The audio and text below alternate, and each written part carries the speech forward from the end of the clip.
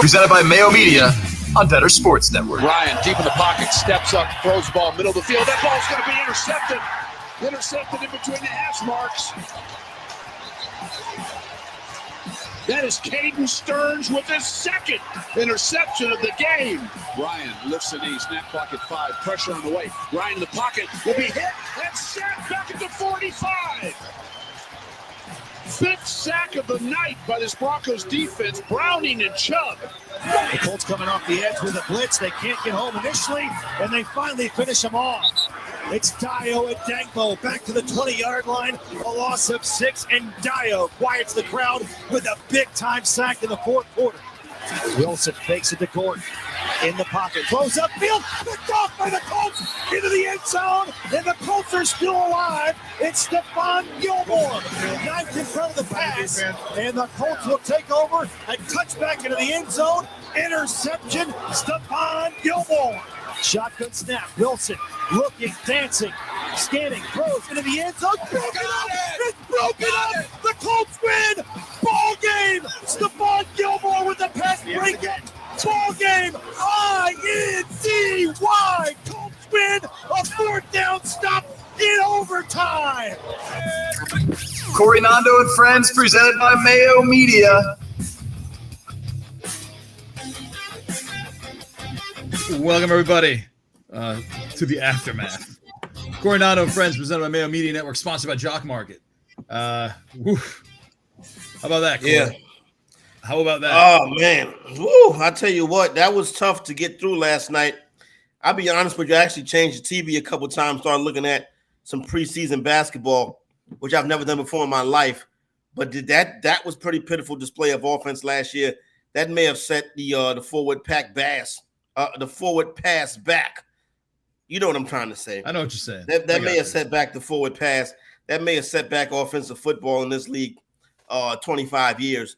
That was a horrific performance all around last night by the Broncos and the Indianapolis Colts. Looking at the schedule before the season started, we got a good Thursday nighter, two AFC contenders. Right. Do you get to that Thursday night? Playing against Russell Wilson, new teams, great wide receivers, high-powered offense. Two of the biggest pickups of the offseason. And what did we get? A dud, a 12-9 dud. Shout out to everybody that tailed me on the Indianapolis Colts. You welcome. Sprinkle the money line. You welcome. You know what I'm saying? You welcome. You welcome. What a guy. Welcome. And hey, John Legueza gave us Eric Saubert. Did as a play for Jock Market last night, and he I did Mike Boone on Jock Market. I made $40 on Jock Market last night. Right on time. Plus, you doubled the deposit you got matched. So you're what? I don't know how it happened, but I don't know. I was looking at it. I couldn't figure it out what happened, but I saw that I won some money, so that worked. You know what I'm saying? Hey, thanks to the Colts and Broncos radio network for we're calling the lowlights of for real of that game. So Corey, I think the question going forward, and we gotta look. I know it's tough. We got a 3:00 show, so this has probably been done to death if you're just joining us and you've been listening to this stuff all day. But we're gonna try and keep a somewhat original spin on this. One, going forward, if someone's like, "Listen, your Superflex league, I'll give you either Russell Wilson or Matt Ryan," who would you want? You would hope you take Russell Wilson because you would see him turning it around quicker. He has better weapons at his disposal, right? He's been an MVP caliber player before. Well, Ryan's actually won an MVP before, though. I mean, but Ryan's got a bad offensive line, limited weapons, and Ryan. I think Ryan. I would take Wilson over Ryan, but man, the fact that that's close is not good. What are we even talking about?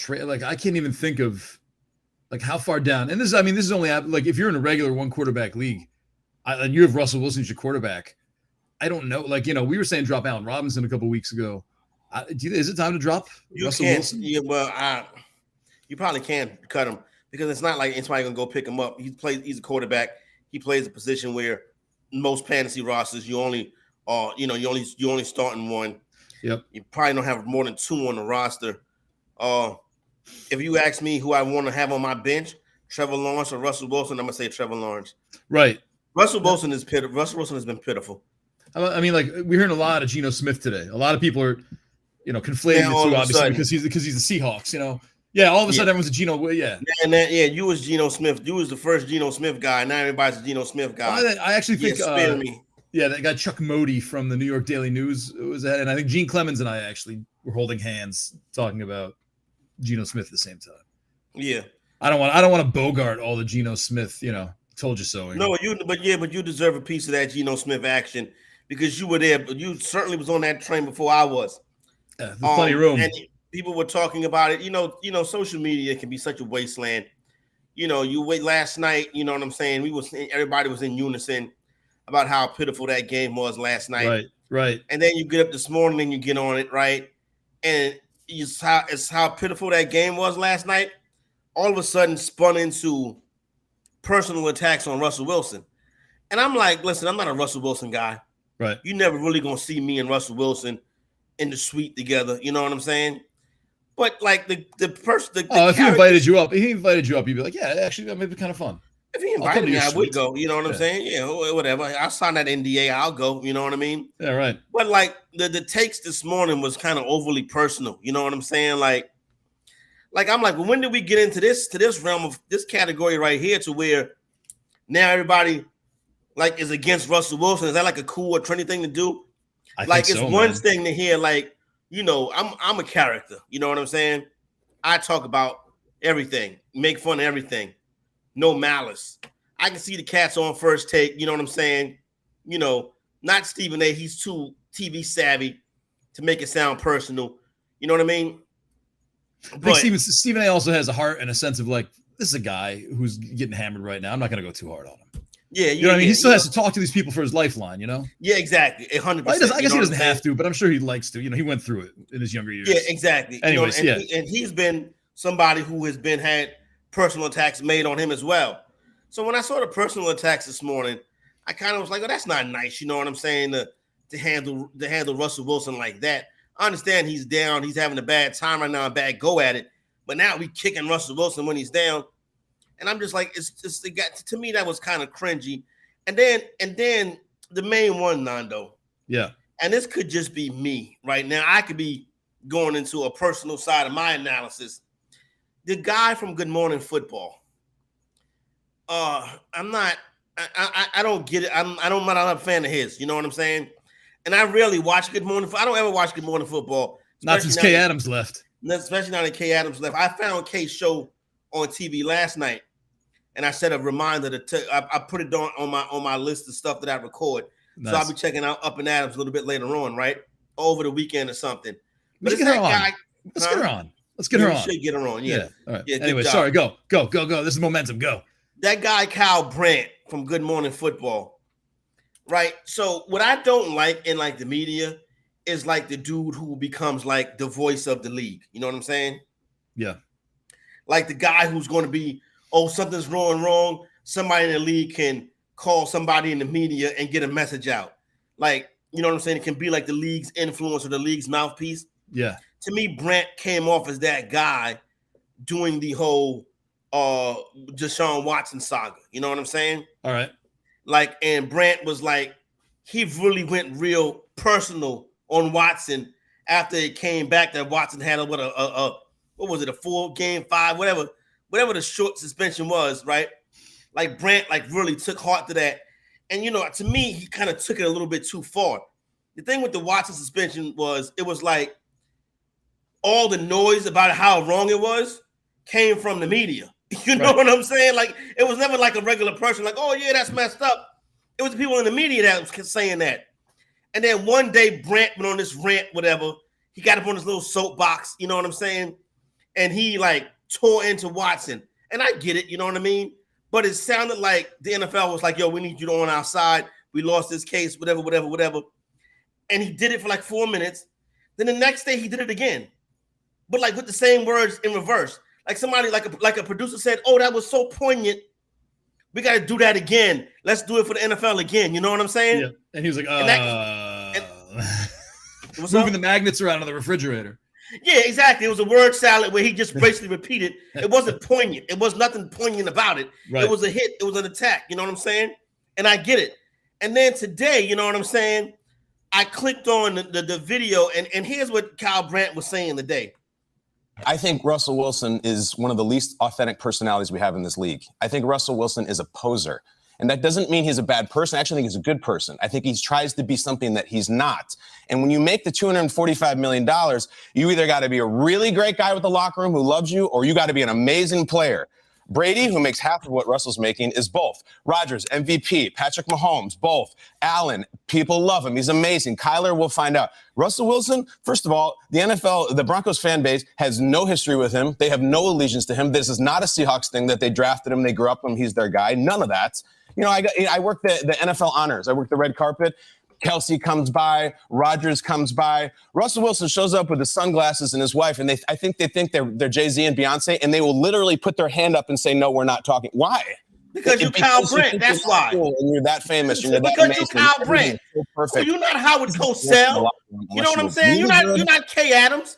You somebody the NFL stuck up there, and then you got the audacity to talk about people. You know what I'm saying? Like calling somebody a poser. You're a poser, Kyle. I seen you doing the gritty in London. Is that who you are? Not. What is this guy talking about?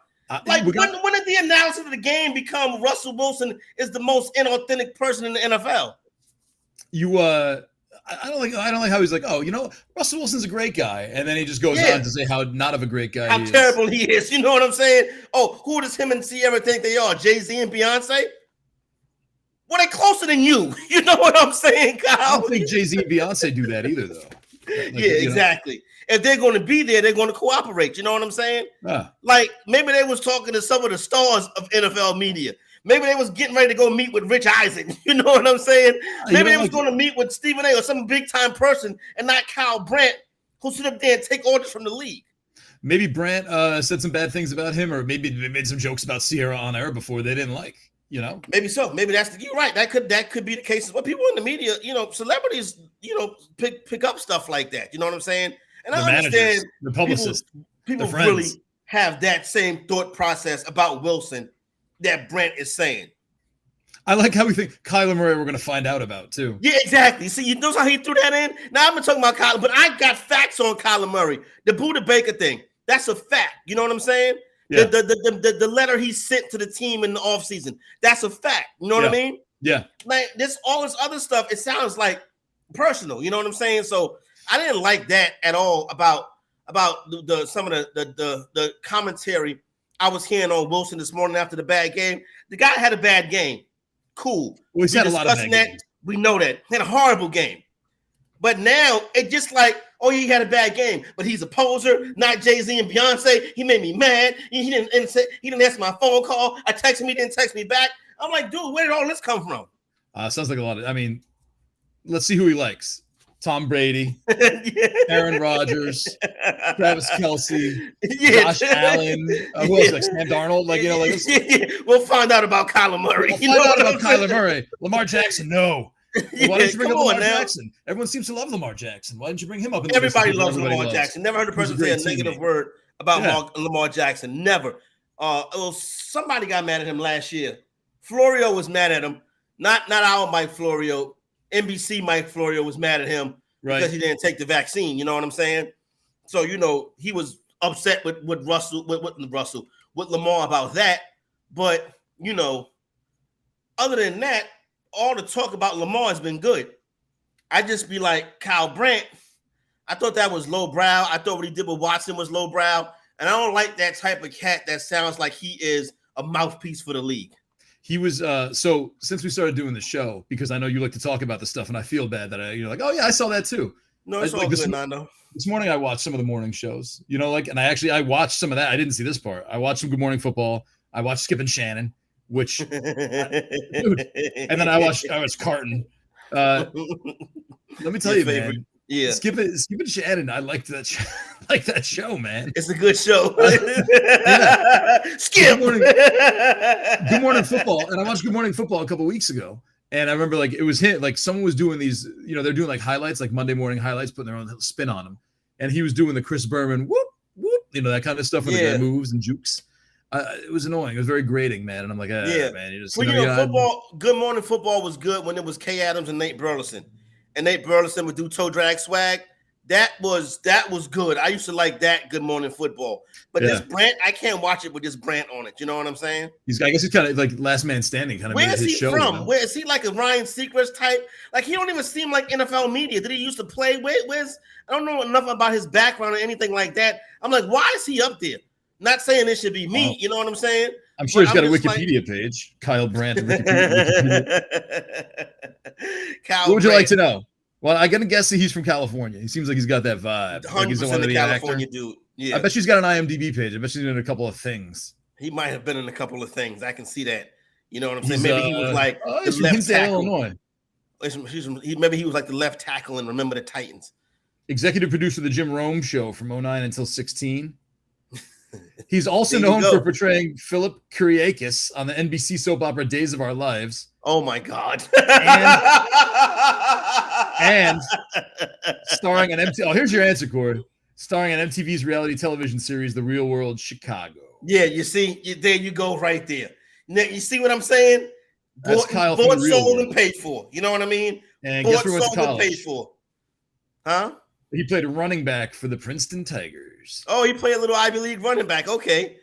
All right. Well, I give him his football props for that. He did play college football. You know what I'm saying? But don't sit up here and lecture me on Russell Wilson, Kyle Brandt. You don't have no heaven or hell to put nobody in.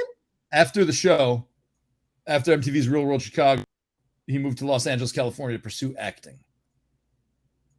We got him figured out.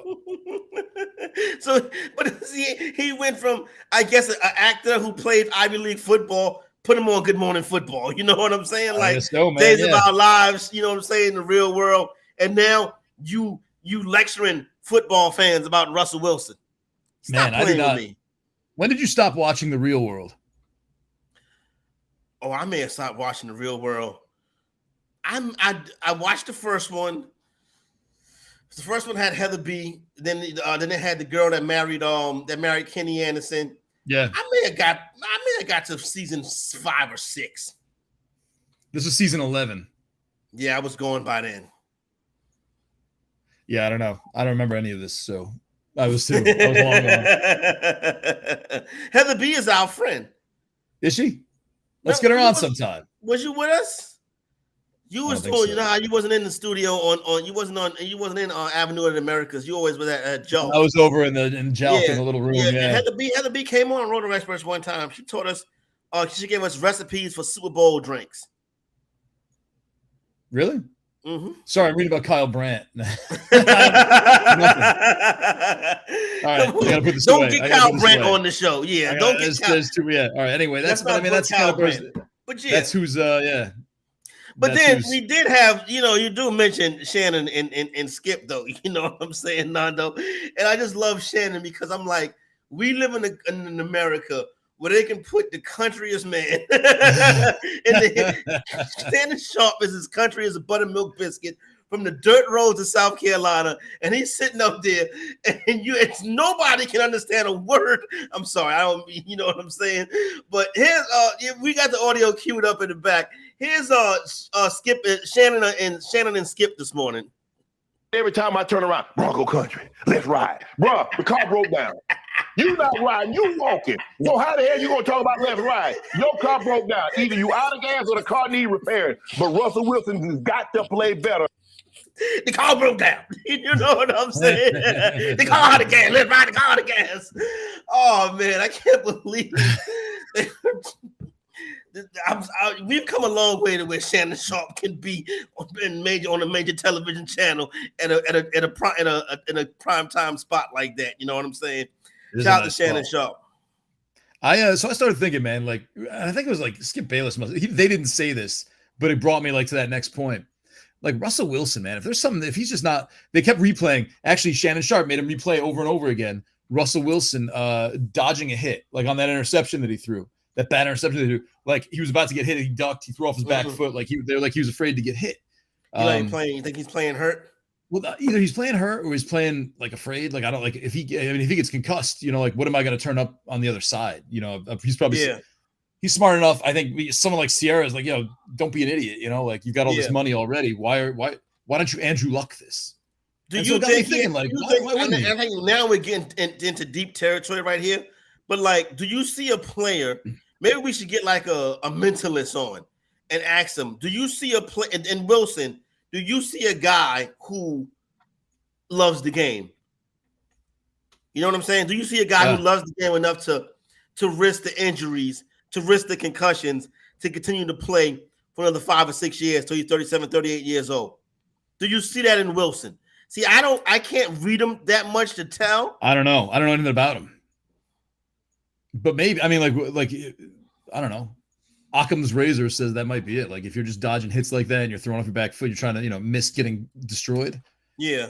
Maybe you're just like, what? Like why? But I've then already why got hundreds of millions of dollars. Yeah, exactly. But then why commit to the Walmart family and the Broncos? You know what I'm saying? Maybe, like he wanted to leave Seattle. If he was done, he could have. Him and Pete Carroll could have shook hands. He could have had a big send off by the 12s and ride into the sunset. Instead, he went to the Walmart people and quarterbacked the Broncos. Let's ride. He did that stupid let's ride thing, leaving the podium last night, which was making you think like, okay, unplug the robot. Like, what's going on? You know what I'm saying? But that's over, Russell. You lost. You know what I mean? Yeah. It's real weird to see this. We was talking Russell Wilson as an MVP candidate 2 years ago. Now we're talking about benching him for Nick Foles. No, Nick Foles played for the other team. I'm sorry. Same idea. Brett Rippon. Yeah. I don't know, man. I would think, and this is all just bring it back. Like this dude, so part of the reason you like Geno Smith is because you got DK Metcalf and Tyler Lockett, and you're like, all right, he's never played with good receivers before. Russell Wilson has two great receivers. You know what I mean? Like he went from Lockett and Metcalf to Judy and Sutton. So I don't think that the weapons are the problem. Maybe Nathaniel Hackett gets fired this week or something. The dude had to hire an 80-year-old to help him game plan. He's going to be a one and done, Nathaniel Hackett. He might not even last the year. He might not even last. Crazy if he didn't get out his first year. I don't think the Walmart people going to fire him during the season. I don't got the Walmart people doing that. Dude, that is who do you have your money invested in right now? Who's your money invested in? First-time head coach Nathaniel Hackett or $245 million man Russell Wilson? Yeah, $245 million man. You're right. I mean, and I'm not saying and also like you look what KJ Hamler did, like just out there, and I'm sure he's going to spin it. Like I was frustrated with Russell because we lost. We came so close, and it's been frustrating. You see, what I don't and I don't like the open. It's like it's open season on Wilson now. Yeah, like from guys like Kyle Brandt, even somebody like when Peyton Manning on the Manning cast said they should have given that $245 million to the punter. I'm like, why? Like, even Peyton Manning, I'm like, what's going on? Tell you what, man. Eli said that. My bad. This last 23 minutes has just made me want to go out and get Russell Wilson, like bad, like wherever I can. Russell Wilson tops Chrome. I remember when he started off the season hot a couple years ago. Yeah, the price of that card went up to like $1,100 raw. I wonder what it's at now. I'm gonna give it a couple days. I don't think people are selling off. But I want to try. I'm gonna trade for him. I'm gonna trade for him in Superflex in 2 quarterback leagues. Yeah, you really buying low if you're doing that. Woo! You right now? No, God bless you. I had you talk too much, dry throat, coffee tingles. My espresso tingled my. Did y'all got the heat on up there at night yet? No, well, actually we did the other night, but today it got hot again. Like I got in the car and I didn't put the little accordion thing in the windshield. Oh yeah. And the car was like 91. I'm like, oh no, come on, man. Like I packed that away. Yeah, me too. I went to make my lunch run not too long ago, and I had I don't see a buy it now. Look at the buy it now. Is this the Chrome one? This is a buy it now, not a Chrome for $90. VSA 10. So that doesn't it's sound not right. a bad price to get back in on, to be honest with you. You know what I'm saying? I mean, like Russ, we here for you, Russ. This is a Chrome. Here's a Topps Chrome PSA 10. Well, it's on bid right now. But yeah, this might be a good time to get back in on Russell Wilson, to be honest with you. Dude, like $300 for the Topps Chrome PSA 10. It was $1,100 before. It's like when people say like you got to buy low, man. Here's my fantasy advice: is buy low on I don't know. Well, Kyle Pitts is a bad example. Like someone who's Like you're not gonna be able to buy low, man. People aren't dumb. Like you're not playing against like an AI robot. And not only Russell that, Wilson you can buy low on. No one wants it. But why would you buy low on a quarterback? You can buy low. You can buy low on Derek Carr. He's off to a rough start. I'm saying if you're in a super flex or you're whatever, like I think people feel something very broken with Russell Wilson. I think they feel like Derek Carr just is working out some kinks. He still has Devontae Adams. But I think like Russell Wilson is like people just piling on. Everyone's jumping ship on Russell Wilson. It's like an off the field narrative too. That's what I'm saying. The off the field narrative. Like the personality stuff, I'm like, when did we start doing this? You know what I'm saying? Like, I guess we always did, but it seemed like real harsh with Wilson. You know what I'm saying? Yep. And he's like, don't get me wrong. If you're like, how we used to work with Gabe, and Gabe would bet $500 on the team and then be mad at the players. Yeah. That's understandable. You know what I'm saying? But Kyle Brandt ain't had no money on this game. Kyle Brandt had an axe to grind with Wilson all along. Because he blew him off on the red carpet. Yes, and now that he's down, because he blew him off on the red carpet. Because Kyle Brandt think he is a celebrity because he was on The Real World in 1985. I bet you Derek Carr came talk to me. What a great guy Derek Carr was. Yeah. It's like a lot of people had these tweets in the drafts, and now they're like, okay, now I can unload on Russell and look cool. Like everybody else unloading on Russell. Let me tell you what, man. I had a bad experience with Jason Giambi in the Yankees locker room back when I was covering the Yankees, my Wall Street Journal days. And it wasn't even with Giambi. Giambi told the PR guy to shoo me away, right? And, it's like, all right, who are you? Like, you don't have to talk to me. Who was the PR guy at the time? It was Jason Zillow, who I love. But I don't think it wasn't Zillow. It was Jason's someone still underneath there now? Jason's not there no more, right? Oh, he's still there. He is. People keep them jobs for a long time. I mean, they know what to do and how to do. Mm-hmm. I've worked with a lot of PR people over the years and a lot of every different things. Jason Zillow is like one of the best ever, like nicest guy. A lot of people don't like him, I think, because like it's hard to get access to the Yankees. Not his fault, like I like him. I like him a lot. Rich with the Dallas Cowboys. He's been there. You see him in the videos of the Glory Days Cowboys. How about them Cowboys? Yes. He's sitting right behind Jimmy Johnson. You know what I'm saying? They keep them jobs for years, especially those high-profile teams with high-profile players. Tough gig. A lot of respect for that.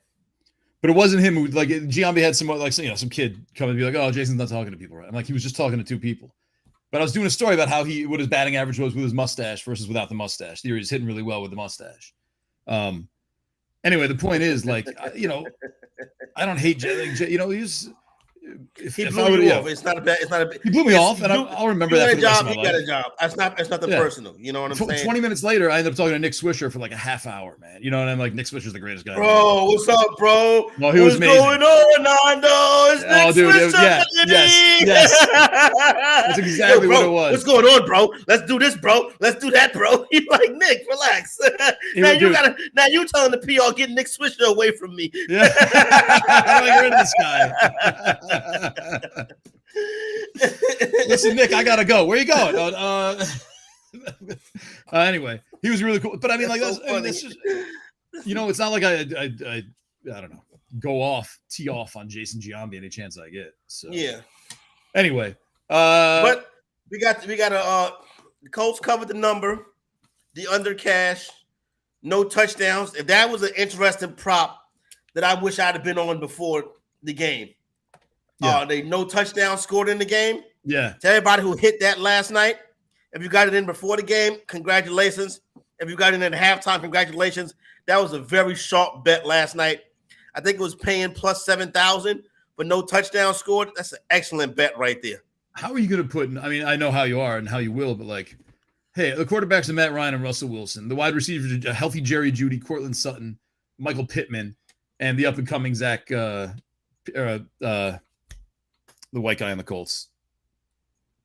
Probably talk to Kyle Brandt. Alec Pierce. Hey, Alec is me, Kyle. Hey, how's it going? From Real World. And I mean, like, you know what I mean? Like, even Naheem Hines, who I got concussed or whatever. We didn't know that before the game. I didn't want to see that. That was terrible. Yeah. He had the hands thing going on, too. He was trying to stand up at least. He wanted to walk off on his own power. You got to respect that, but he was messed up, man. I hate to say this, but like that fencing response, when you see it, I've talked to Virginia and read enough of her stuff from Inside Injuries. Like, that's almost like a good sign in a weird way. because that's like you're concussed. You know, they're but everything is moving. This is no, yeah, exactly. Like, you know, like it's okay, cool. So I know that sounds weird because it's so scary to watch, but I've seen it a lot of times, and I don't know. It's almost like that's a concussion at least, and it's not good by any means, but it's they're not completely knocked out to the point where like they can't even get the fencing response going. Yeah, they're not Jordan Poole. Yeah. We got to get back on that. There's video. We got to talk about how much money whoever got that video, however much that. So let me tell you, I got a $75,000 video. I'm not going to say his name. I got a homeboy. We used to work together years ago. We were, I can say this much. We were working at Lincoln Center, right? You don't really have to. We were working at Lincoln Center. That's what I worked there at one time. He was still working there, and he was doing security, and he was in the room with all the video monitors, and he's a big Jay-Z fan, and he noticed Jay-Z, Beyonce, and Solange getting on the elevator together.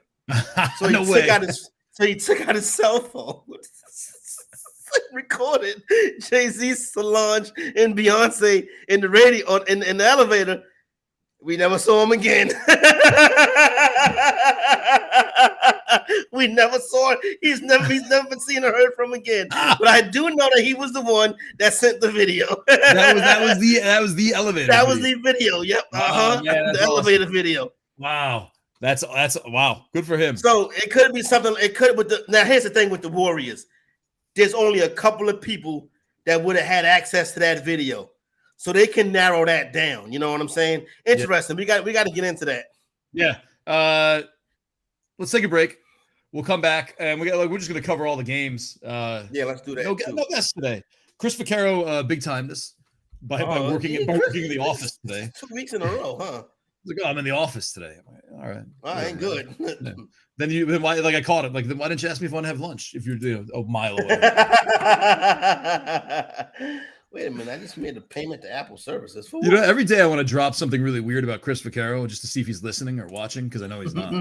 That's our friend Chris Vaccaro. Yeah, exactly. What kind of friend is that? Yeah, I don't know. I got to download an app. Yeah. Yeah, I know, right? It's always too much for me. I'll put on Carton. He's hilarious. He had a Monty Tumor on today. All right. We're going to take a quick break. We'll come back. More Corey Nando and Friends presented by Mayo Media Network and sponsored by Jock Market.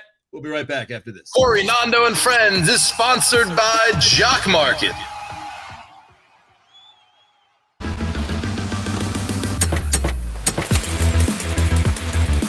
I'm Pat Mayo of the Mayo Media Network and the Pat Mayo Experience audio podcast. Two things which you should subscribe to. I'm also the presenting sponsor of Bettor Sports Network's 3 to 5 p.m. Eastern weekday live block. So you should always tune into that. But what I want to talk about today is daily fantasy strategy and how you can leverage tools in order to both win, but understand what other people are doing, because creating leverage in daily fantasy is about the number one thing you can do if you want to get to the top of the leaderboard. So I'm going to walk through some of the tools that we have at runthesims.com in order to help guide you beyond what the tools actually provide, considering it's a lineup builder, it's an optimizer, it has projections. There's all of that stuff at Run the Sims.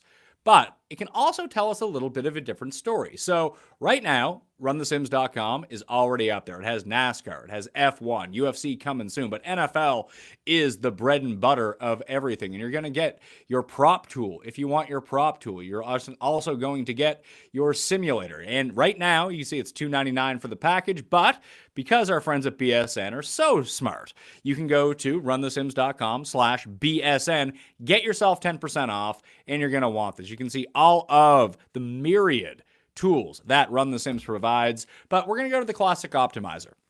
And we're going to show you how you can create leverage in your lineup without doing anything. We're going to make it the main slate of games because, if you want to run projections for every game, you can use the entire full slate of everything. And you can pick whatever operator that you want. Well, for this example, we use DraftKings. So all the stock projections are in there. You can play around with them any way you want, game by game, player by player. But if you generate lineups and you're someone who plays both tournaments and cash games, this is important because the optimal lineups will show show you who the most common players are going to be in double ups, 50-50s, and head-to-heads, and what those lineups are going to look like, because optimal lineups are all going to be very similar. So Jalen Hurts or Daniel Jones at quarterback. You're going to have a lot of Antonio Gibson, Jonathan Taylor, Alvin Kamara, and Travis Etienne. And I'm not saying don't play these guys, but all you really need to do is pick a pivot point somewhere, and all of a sudden you can make your team especially different, especially in higher stakes in single entry double ups and cash games if you really want to go that way.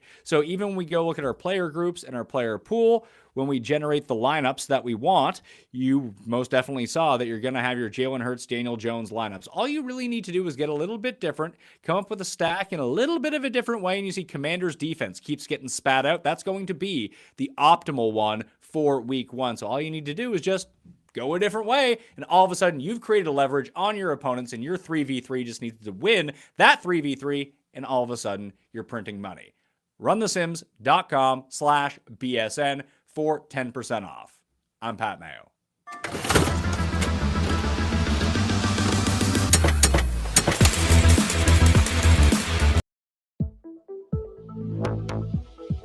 I'm looking forward to turning it around. I'm looking forward to turning around because when we do, it's going to be a special story. We do, and there's no other way to think because that's all I know. And I'm looking forward to the challenge of it all. I'm looking forward to the adversity of it all and to the negativity of it all and everything else because just use that for fuel and opportunity. And when we do, it's going to be an exciting time because there's a lot of great guys in that locker room that work their butts off every day, and just to have the opportunity to help lead them, even though I didn't get to do it tonight the way I wanted to and the way I know how to. I'm grateful for them battling for every moment, every play, and they kept believing to the last play. And that belief is a powerful thing, and that's what I'm going to keep believing in. Thank you, guys. Broncos country. This is Corey Nando and Friends, presented by Mayo Media and sponsored by Jock Market. Make real money every second of every game. I like it, man. Hey, you're talking about a word. That's a word salad for you right there, bro. I know. We're going to keep putting each other first, keep hanging in there. Our teammates keep being teammates and coming through for each other, and coming out here every day, and it's going to be a special story. Broncos country. I like Broncos Let's country. Ride. Hey, let's ride. Jock Market. On stage. Jock Market offers live daily markets for sports that let you buy and sell shares of athletes in real time with other users, all for real money. Each share has a guaranteed payout at the end of the night. Download now using promo code FRIENDS to receive 100% deposit match up to $100. Your first market will also be risk-free with losses refunded up to $100. Download the Jock Market app now using promo code FRIENDS. Hit up John Legueza on Twitter if you want some advice because he's been spot on. Excellent advice from Legueza. Ramona Shelburne. Yeah. What's up, go. Nando? No, I was just wondering if KJ Hamler said anything. Like, what were his quotes? No, I didn't see no. No, he said Russell Wilson's a poser. He's EUR. Yeah. Ramona Shelburne reporting with Woj, but I give the props to Ramona. She's very talented. I like Ramona Shelburne. The Golden State Warriors are taking every legal course of action to discover how video of Draymond Green punching Jordan Poole during a scuffle at practice on Wednesday was made possible. Sources told ESPN the Warriors are aggressively investigating the incident and the release of the video. See, I knew this was going to happen. The first comment was the Golden State Warriors should be pressing charges against Draymond Green. I don't think you do that in a teammate fight. Why? Yeah. Yeah, I don't think that's. I think these teammate fights are more common than we think. Right. I don't think they get out as much. Like everything is not going to be like what was remember the Washington Redskins? Stephen Davis. Yeah. Stephen Davis, classic teammate fight. We've heard Kobe and Shaq, Michael Jordan, Steve Kerr. Teammate fights, they happen. Sometimes they happen often. They're just not as public. You know what I'm saying? Right. But then this one right here, public because of the nature of the parties involved. Obviously, the dynasty of our time, the Golden State Warriors. They got good Draymond reporters. Green. Golden State has good reporters across the board, you know? Yeah. Like, I mean, to get that stuff. They do. Yeah, I mean, I know Shams broke it, but like they got across, not even just athletic, like good reporters. Yeah. Like, yeah, those Warriors have good reporters. No, they got good people that cover them, you know, with excellent sources. Yeah, and, you know, listen, that's a national team. You know what I'm saying? Right. So they're going to have, you know, the top people because they play on ABC. You know what I'm saying? When you play on ABC, right, people tend to know who you are, Steph Curry, teammate, all of that. See, now here's one thing, right? There's a couple things with this. Let's just start with the leaking of the video. You can kind of tell that Green, to me, you can kind of see where I think Green's been waiting to do this for a while. Maybe. Like, Curry came out and said all the reports of him, you know, Poole, being arrogant in the offseason, coming back to camp were false.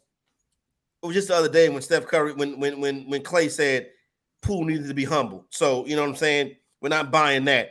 Did he need to be punched in the face? Probably not. Tough shot too, knee buckled. You know what I'm saying? Knees buckled, fell down, took it right on the chin. You know what I'm saying? Yep. He may have been knocked out a little bit. You know what I'm saying? But I mean, you know, like the old rules in school where he pushed me first. Who do you think was initiating the contact? Draymond getting in his face or leaning on him? But I think the push, man, like the guy pushed him. He pushed him hard. I think the push was the initiation of the contact as well.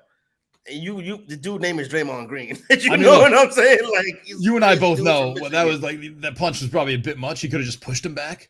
But yeah, exactly. The punch was a bit much. Yeah, if you were in like 4th, 5th grade, you know, it was 8th, 9th grade. It was like, you know, he pushed me first, man. Like, so that's how it started.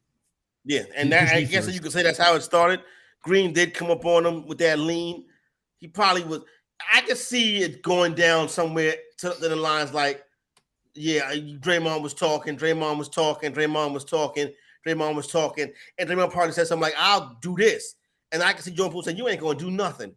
Right. And in that moment, see, if Draymond Green walk up on you like that, I'm already going to, like Chris Rock at the Oscars, right? I'm going to get in my stance. I'm going to be, what's going on here? You know what I'm saying? Right. I'm not just going to be flat-footed. You can't get caught flat-footed in that kind of situation. I guess he wasn't. What was your take on the Oscar slap? Yeah, right. I don't know, man. You know what? I don't care. Yeah, all right. I mean, look, if no, I don't want to. This is going to be such a random. Like, if Will Smith didn't seem so fake, then I think it would have carried a lot more weight. Mm-hmm. But he always comes across as super fake now. I used to love him. He used to be like my favorite. Yeah. Like, I had every album. And I even like taped, you know, pulled out the cassette tape, taped it to my wall, you know, like that. Yeah. So you had a good time with the Fresh Prince, like the show and stuff like that. Dude, when the show came out, I thought it was someone playing him because I thought he was such a huge deal. You know what I mean? Like, oh, that's the Fresh Prince. You know, wow. Oh, okay. I got it. Yeah, I'm like, who's this Will Smith playing the Fresh Prince of Bel-Air? That's him. Yeah. Yeah. Like, oh my God. And then Jazz. I'm like, oh, that's really Jazzy Jeff. So yeah, I was, you know, I was big. But fan.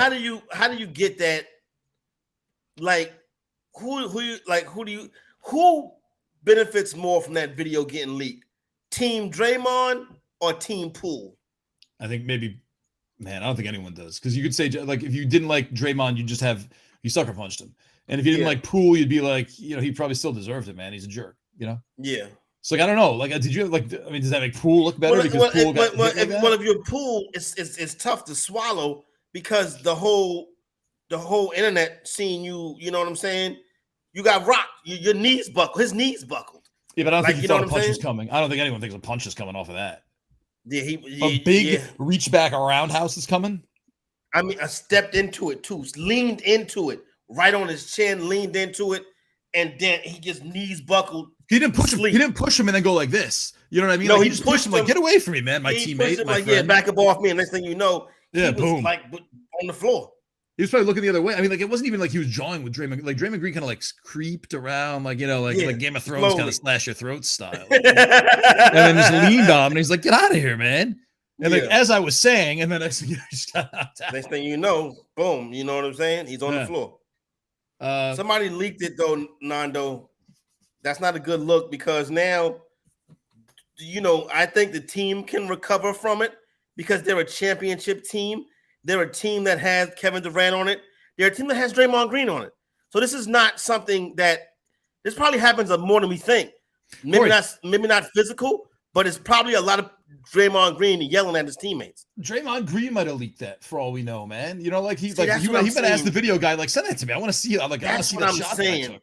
That's what I'm saying. I would not be surprised if it was Draymond Green that leaked that. People are looking for like an intern, like who took the video. Like he might have just been like, yo, dude, send me that video. I want to see, like, give me that clip. I want to see how I hit him. Or maybe somebody wants. And then his manager. Maybe Steve Kerr leaked it. Maybe Steve Kerr was like, you know what? I want this guy out of here. No, so I mean, like, I mean, I'm sure a good storyline would be some dude got $100,000 for the video, but I don't know. Even if you're like a 23-year-old sitting there, like, I could probably make a lot more in the long term than just selling this one video right out of TMZ. I think. Yeah. Perhaps. You never know. A video assistant can. It wasn't like Mike McDonald, the coach of the Dolphins. Didn't he work on like the video staff at one point? Yeah, that's exactly. Yeah, that's how you run. Yeah, it happens. Yeah, now he's coach of the year. Yeah, exactly. So now you never know what can happen. Coach of the year. What is he? But see, here's the thing. Here's the thing, Nando. This is what I don't like about what Draymond did. He wouldn't do that to Steph Curry. I mean, Steph Curry probably doesn't deserve it. He wouldn't do it to Klay Thompson. You see what I'm saying? Well, these guys. I think you pick and choose who you do something like that too. I don't know.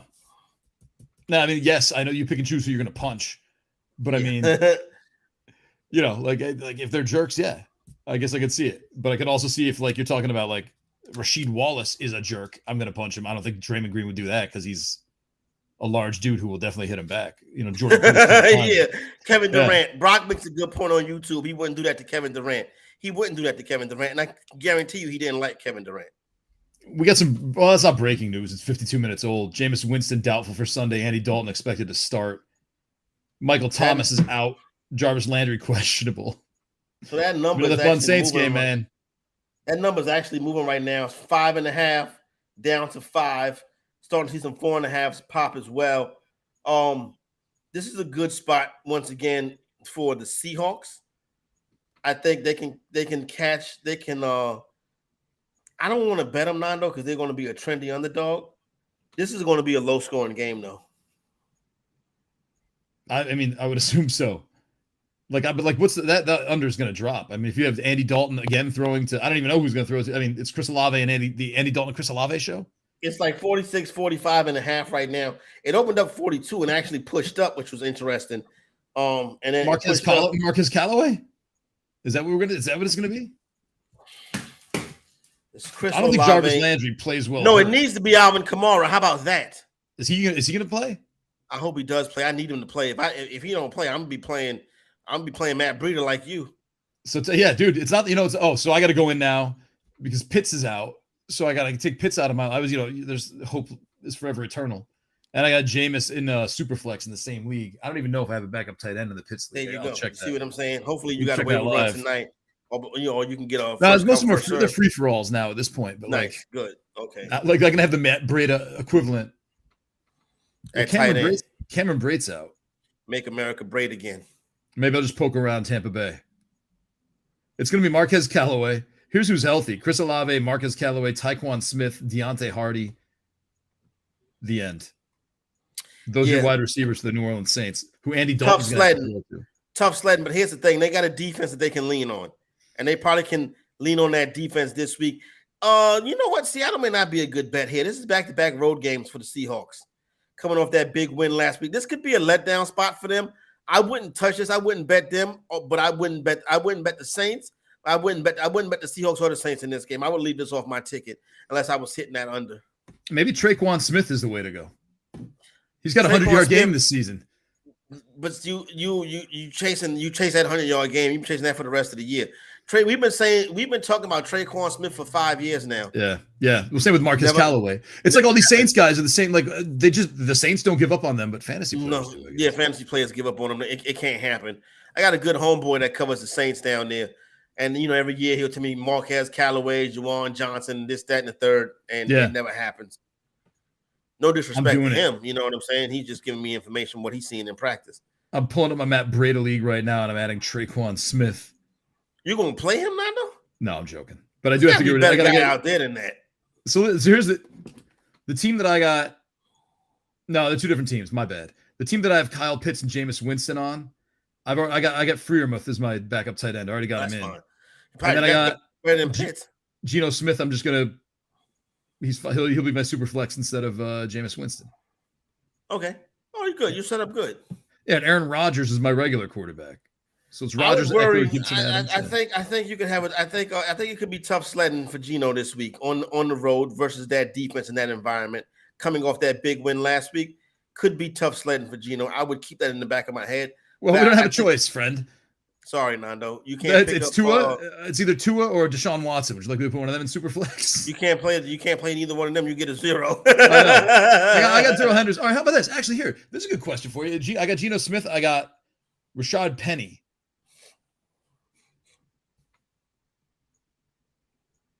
With his bad shoulder, but I guess it's not bad anymore. He's fine. He was cleared full practice. You mean you put Penny in the Superflex instead of Penny in the Superflex instead of Geno Smith? I think that might work better. I don't know, maybe. I think Penny has more upside. What about Antonio Gibson or Geno Smith? I would definitely play Antonio Gibson. You think so? This guy, he's running scared, man. I talked about Antonio Gibson for Jock Market this week. I don't know. I would not be surprised if Washington beat Tennessee this weekend. I mean, Washington's got Brian Robinson coming back at some point, according to everything you ran read. all over Dallas last week. Yeah. Ran all over them, bro. Yeah. They're at home this week. They tend to play worse at home. They play slightly better at home than they do on the road. The quarterback play has been bad. I can see I would play Gibson over Geno and Penny. All right. So I'll do Gibson as my running back. I'll do Penny as my super flex, and we'll put Geno out. Yeah. I'll do this because you're telling me to. I was going to keep it with Geno, but because we're friends and I respect you, Rashad Penny being moved into super flex right now. Boom. There you go. Live roster management, everyone. Get excited. All right, that's the first team I took Pitts out in. Let me got 7 more. Here we go. I'm not going to do more in on Pitts. Yeah, it was, because you know why? Because when we were drafting, it was like Pitts was like that drop off. Actually, I think Freiermuth was like the other drop off. And I'm not huge on tiers, but like Pitts, once you got to Pitts, you're like, oh, it's kind of like the, iffy zone now, these guys are as solid as they come. Pitts, it was the first 1,000-yard receiver. Everything's normal. Everybody's coming back. Plus, they got Drake London, who's going to take attention off of Pitts. They got the same offense. This logic works for Cordero Patterson. They don't have the same quarterback. That's basically. But I went through and looked at Mariota. Every year was Delaney Walker leading in targets. Leading in targets. But I think this is a different offense. But see, Kyle Pitts is not Delaney Walker. Kyle Pitts is a wide receiver. Yeah, he's a wide receiver. He's a wide receiver lined up on the line of scrimmage, running tight end routes. Yeah, that's the difference. Difference in the offense. Difference in the personnel. Now with the current personnel and the current offense, the goal is to run the football, manage the game. Algier could come up this weekend. It's another upset, another possible upset too. Atlanta and Tampa. Atlanta might upset Tampa. I don't know. Atlanta without Cordell Patterson is a different team than me. You're right. That's true too. But Algier ran the ball last week. Let's pay attention to them this week and see what they are without Patterson. They could very well get blown out this weekend. You're right, Nando. But I guess Patterson is such a big part of what they do offensively. They only kind of had Patterson last week too. Patterson kind of took himself out early. He was playing hurt. Yeah, but Algier came in and picked up where Patterson left off. Right. Like he didn't run like Jim Brown, like Patterson run like Jim Brown. But Algier was still able to run significantly and help them win that game. And Huntley to a degree. Yeah, and Huntley too. Atlanta's playing well. No, I got some cards. I had some cards come in the mail today. I ordered they got a new NFL score out, right? Score box.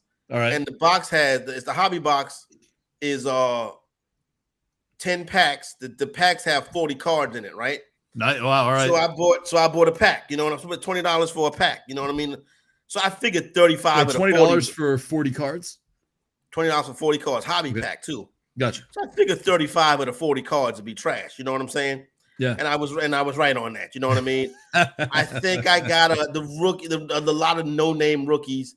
I did get a Sauce Gardner, right? Rookie. Right. But I mean, who's gonna buy it? Nobody's checking for that. But I did. Defensive players. The last 2 cards though were flipped backwards, right? All right. They were flipped backwards, and as I was looking at the cards, that are flipped backwards. I noticed where one of them says, I'm pulling it down, one of them says, this autograph is guaranteed by Panini of America. Nice. So I said, look at that. Fantasy executive got an auto. Please tell me it's Kirk Cousins. I turned the first one around, right? And this is a nice card. It's numbered and all of that. It's nice. Patrick Mahomes gold score. Yeah. 47 out of 50. Not bad. Yeah, not bad. Then I turned the next card around. Put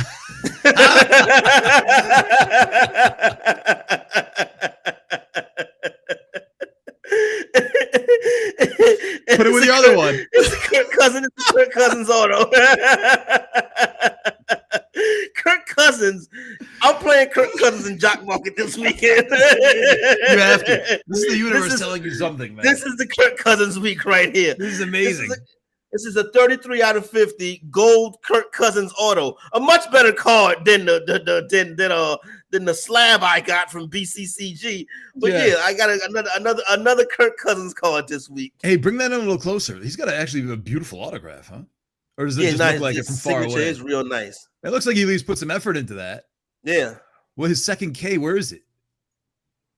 Like, how are you going to go put like a loop on the K and make it all fancy, but not like bring the other K? Look at the big C. The C looks good too. The C look like third grade cursive class. Yeah, that's wow. Great job, Kirk Cousins or Ken Cousins, I guess.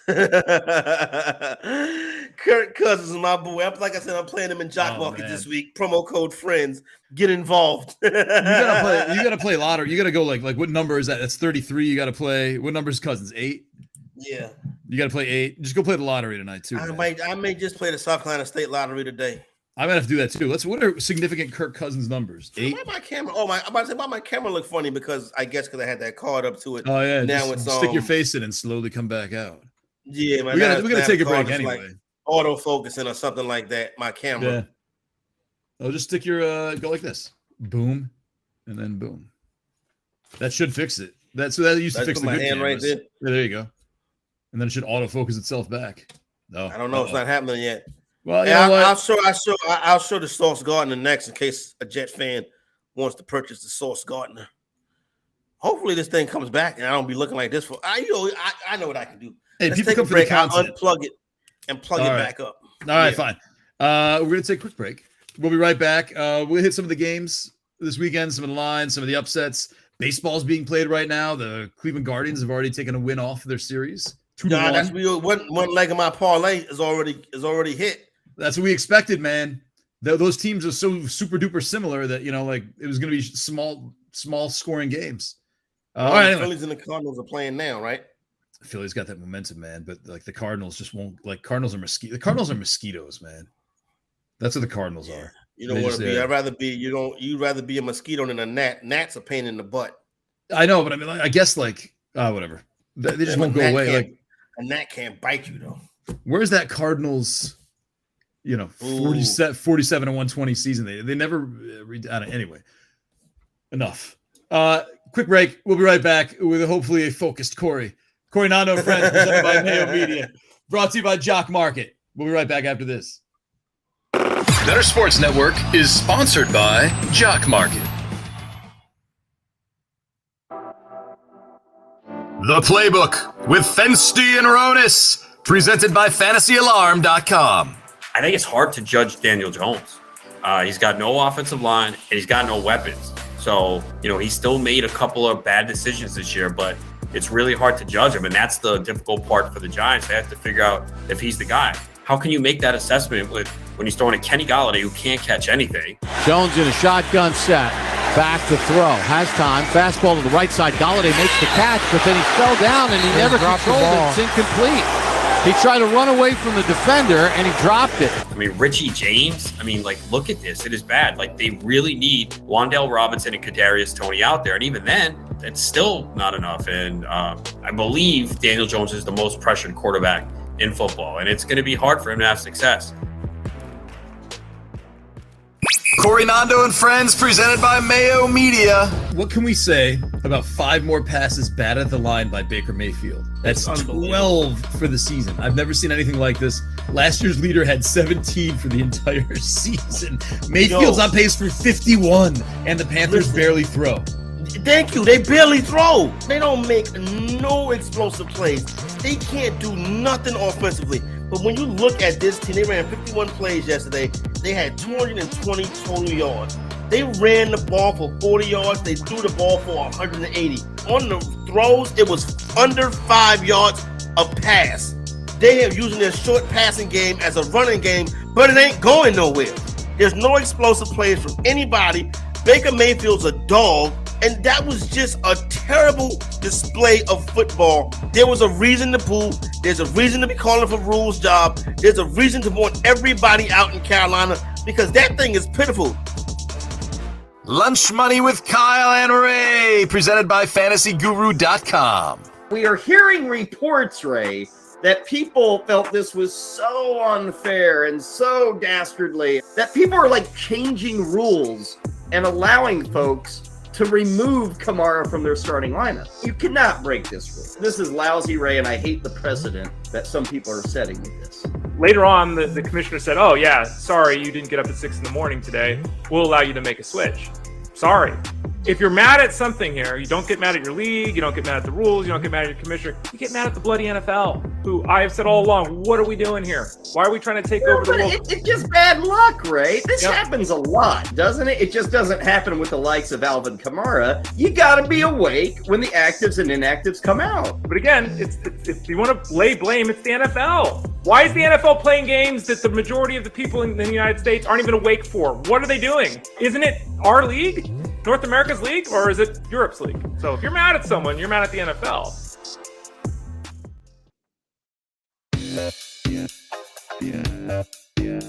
He'll be one of the top vote getters for American League MVP honors. I think it's a foregone conclusion that's going to Aaron Judge. 1-0 Rays, the pitch. Swinging a high fly ball. Deep right center field. Siri at the wall. And it's gone! 2-1 Cleveland. 2 outs. Top of the ninth. Arozarena awaiting the 2-strike pitch. Here it comes. A swing and a high fly ball to left. Juan is there. He makes the catch. Ball game. Game 1 of the Wild Card Series goes to Cleveland. Corey Nando and Friends is sponsored by Jock Market.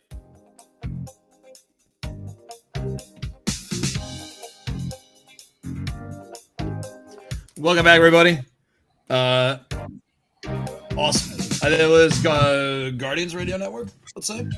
Cleveland Guardians. Welcome Sauce back. Gardner. Don't do that again, man. We're going to lose you again. Oh, yeah. Sauce Gardner rookie. Shout out to Sauce. That was the first leg of my parlay, too. So we're good, right? I got the Mets, and I can cash out my $5 parlay for $5 if I want to right now. So you even already. That's my favorite thing on all of these is the cash out mind offshore. games they play, like the DraftKings does. And I thought I'm like, oh, all right. So if we got like the 6-leg parlay on a Sunday and I win the first 3, and it's $3, you can win 467, but you win the first 3 and like, do you want $118? I don't know, maybe it's like more like 67. It's something that's like really hard. I'm like, oh man. I think at some point you have to. I think you got to take that on a case by case basis. Yeah. Now I know a lot of the old school sports bettors that I know would never take a cash out. Right. They be like, you bet these games to bet these games. Don't take no cash out. No, I bet these games to win fun money on a Sunday. Bingo. There you go. I'm not even tripping off of that. I'm not even tripping off of that. Yeah. Okay. Vegas, Dave. Look, if I had the time and the wherewithal and I was trying to grind out 53.6% of my wins, fine. No. Yeah, okay, that makes sense. But then I wouldn't be doing a parlay in the first place. And right? then I'm not. Yeah, Matter. exactly. Yeah, I'm single. Mr. minus 110. And here's the thing: I'm not even trying to. I'm trying to grind out 60 because you're not really gonna get no bread off of 53. Yeah, I don't like. What's the point? Not like, okay, I get the point. The point is you make some money and you have fun doing it. Now the Colts had no business getting that cover last night. That just was once again back to poor performance by Russell Wilson. Yeah, but it's ebbs and flows.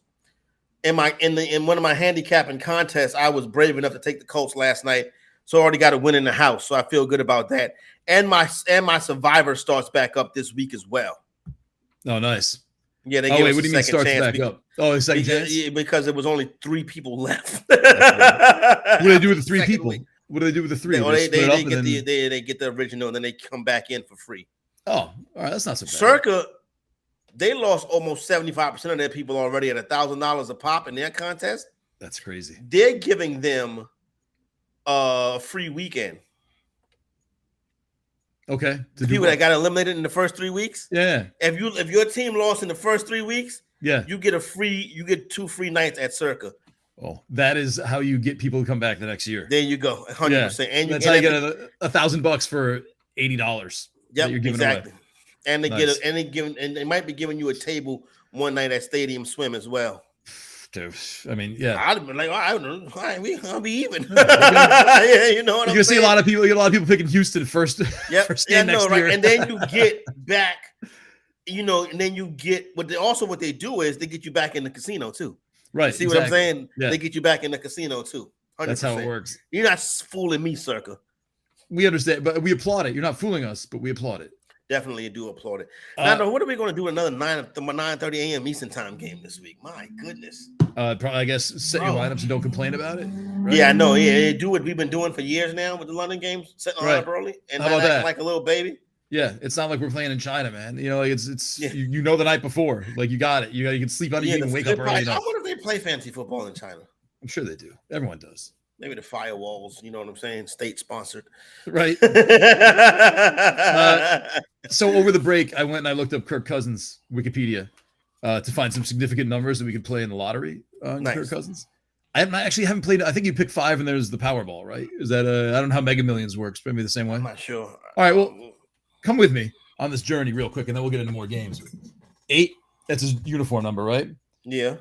His birthday's August 19th. So that's 8/19. So we got the double. Yeah, we got a 19. 33 for your card was 33 out of 50. I guess we could go with 3350 in the phone number. Right. He's thrown 4 interceptions this season. I don't know where I have 13 written down here, and I forgot why I wrote it down. You got a BCCG 9 we could use. He's played in 4 postseason games, so that doubles up 4. Where did I get 13 from? I pulled a 13 for some reason, and I don't know why. Yeah, I don't know. Oh, 13 was the year. He's led the league in interceptions twice with 13. Significant for Kirk. We're talking Kirk Cousins. Yeah, 22, 13. It's a number of different numbers that we can use right there. Yeah, I'm going to.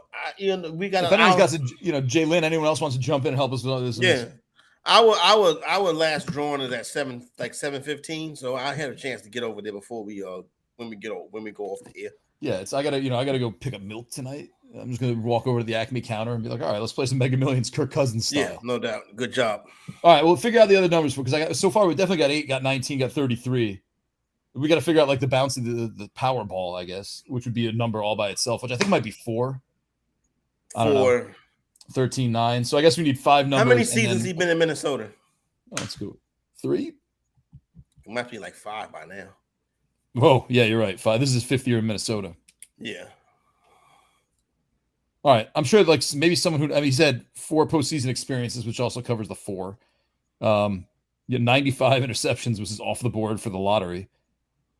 Most consecutive games with a passing touchdown, 30. That's a Vikings franchise record. We could do that. How about his personal life? He got married on June 28th, 2014. Anyway, we'll get hey, Jalen, 13 is bad luck. It's good luck for some people, right? He wore 12 in Washington before 8. You like that? Right. You like that? You like that? See that? Yeah, you know what? That might be good luck for us. 12 and a 13. Anyway, all right. We'll figure it out. But just in case you want to play along with us, we'll get some whatever. tickets. Yeah, listen, whatever. Yeah, we may make a couple of dollars. Yeah, if you don't see us Monday, it's either we won the lottery or we're the guys who sold the video at TMZ. Yeah. So, we could do 19 for COVID-19. That's a good one right there. Yeah, we should definitely put 19. Oh, wait, we already had 19. That's his birthday. All right, perfect. Yeah. 8/19 That's his is getting birthday. played. Yeah, no, 100%. All right, 8/19 is 100%. Yeah, 8/19 and 08/19. Yeah. Okay. On to the games. Look, I've been like, Vaccaro makes fun of me for it. I'm sure you do behind the scenes. We're not going to bring up the Giants too much, but Giants Packers. 8. I don't know, man. I just think Brian Daboll's the kind of guy who plays games close and he schemes and he knows how to do this. I think the Giants stay involved. The Packers have not been looking like they're going to blow teams out this year. I think it's going to be a closer game. The London aspect of it also makes it, you know what I'm saying, something that's more difficult because of the travel and stuff like that. Yeah. So I 100% would, you know, would I play the Giants in the contest? No, but I would lean towards the Giants. I wouldn't play the Packers nowhere. I, as you know, have Matt Breida on some teams. Really? Well, you know, Kadarius Toney out again with the other hamstring now. I wonder if he got pressured. I wonder if he got pressured to like practice when he shouldn't have, because like that's like the Virginia Zach again is like you get that one leg that's hurt. It's not like you know if you get that bad knee, it's not like you're gonna hurt your ankle. It's like you're gonna hurt the other knee because you're compensating for it. Compensation. I wonder if he messed up his other hamstring because you know pressured, injury prone. It was like, all right, I'm gonna play through. It's gonna be tough now, and then killed his other hamstring. I wonder. I can definitely see something like that being the case, but when would he have played through it though? Like practice. In practice? Yeah. Yeah. Like he just can't. He's like, all right, you know, I'm not going to do the bike on the side anymore. Let's go. Let's do this. Yeah. And then they told him to sit down. Went a little too hard. I don't know. It's a weird thing. I don't, you know, and you don't really get much from Daboll from it. It's kind of like we'll play the guys who's here. You know what I mean? Kind of like a mind your business type thing. Yeah. I don't like it. You know what I'm saying? I'm done. It's Saquon Barkley a bust for me. Jared's saying Kadarius Toney's made up as Babe Ruth. You might be right. He might be a fictional character as well. Hey, last chance to get Wan'Dale Robinson, by the way. Yeah, no, he's real.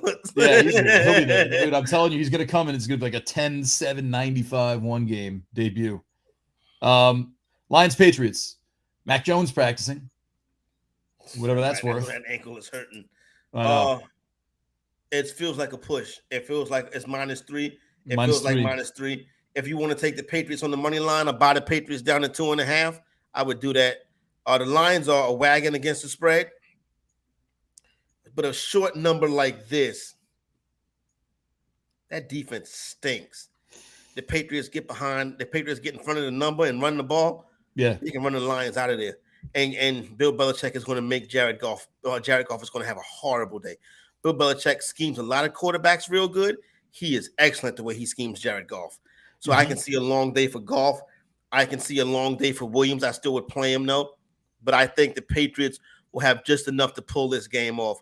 I like this a lot. This is a smash spot for Stevenson and Harris. This is a big spot for them. Definitely a couple of dollars in jock market. I would invest in Stevenson and Harris. More so Stevenson, because I think he's got a big game coming up in him. Your buzz guy for this week is I've seen Ramondre Stevenson's name everywhere. Yeah, like, should I start this guy? Yeah, Carroll's writing about him, and I'm like, hey, don't forget, there's another guy in the backfield. And then it's the Patriots, so they might just do something weird anyway. Yeah, you never know. Matt Patricia running that offense, you never know. Man, that storyline died after week 1, didn't it? What, the Matt Patricia? It was a whole bunch of nothing to do from the beginning. It doesn't make a difference. Like, it's Bill Belichick is a Hall of Fame head coach. He just know how to call plays. Right. And guess what? If somebody calling plays he don't like, he gonna tell him we're not running that. Right. Or he's gonna. He's not Dan Quinn. You know what I'm saying? Right. He's gonna sit there and watch his team lose the Super Bowl because they're not running the football. Steelers Bills. The Bills are -14. Even though Kenny Pickett, spark. He was a spark plug, man. He brought that offense to life. So this is one of the ones right here, Nando, where Josh Allen, great guy, by the way. Great guy. We love Josh Allen. You know what I'm saying? He came over and talked to Stop and spoke to us on the red carpet. So Russell Wilson, Super Bowl champion. When Russell Wilson go to NFL honors, he's like the host of the joint.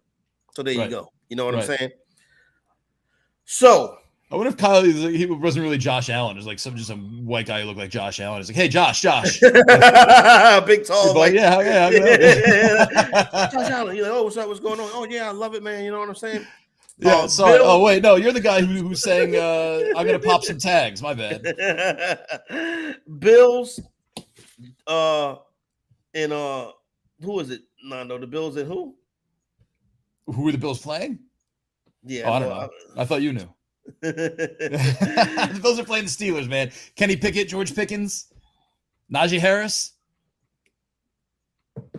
So here's the deal, right? Yeah. Let's start fantasy-wise. Yeah. Should be a good spot for Singletary. You know what I'm saying? Pound the ball, second half, run the clock out. I can see him getting a receiving touchdown as well. Diggs, you start. Allen is QB1. Gabe Davis. I'm worried about Gabe Davis. You definitely want to see an improvement in his numbers this week for Gabe Davis. He got to have a bounce back week. You got to get him in. If he doesn't bounce back this week, it's time to start thinking about putting him on the bench. And I would hate to do that to Gabe Davis. So I think that's like the guys right there. In Pittsburgh, you drafted Harris, not been great. You got to start him. I would start Freiermuth as well. Pickett and Pickens. I wouldn't start Pickett. Maybe if you want to start Pickett, we ain't in the bye week yet. There's no reason to start Pickens yet. I guess you feel like, look, Pickens is Pickett's guy. And like this could be like one of those 135, 2 touchdown games. You know, if they carry the momentum over and they're able to pull this off. I don't know if you're gonna be able to do that against the Bills, but could. You never know. It could be some garbage time points. That's what you're hoping for. Now, but as far as handicapping the game, the Buffalo Bills have been double-digit favorites 8 times in the past 2 seasons. Yep. 7-1 on the money line, 5-1-2 ATS. The Bills are a good bet as a double-digit favorite.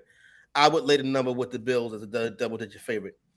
The last time the Bills were a double-digit favorite was versus Tennessee earlier this season. Yep. They won 41-7. Last game of the year last year, they beat the Jets 27-10. They beat Atlanta. They were a 14-point favorite versus Atlanta. They beat them 29-15. 14.5 favorites versus Carolina. They beat them 31-14. 13.5 points favorites versus the Jets. They beat them 45-17. 15-point favorites versus Miami last year. They beat them 26-11. So then this time last year, first week in October last year, they were 19-point favorites versus the Houston Texans. They beat them 40-0. Buffalo will lay the wood to you. If you are a lesser team than Buffalo, Buffalo is going to beat you up.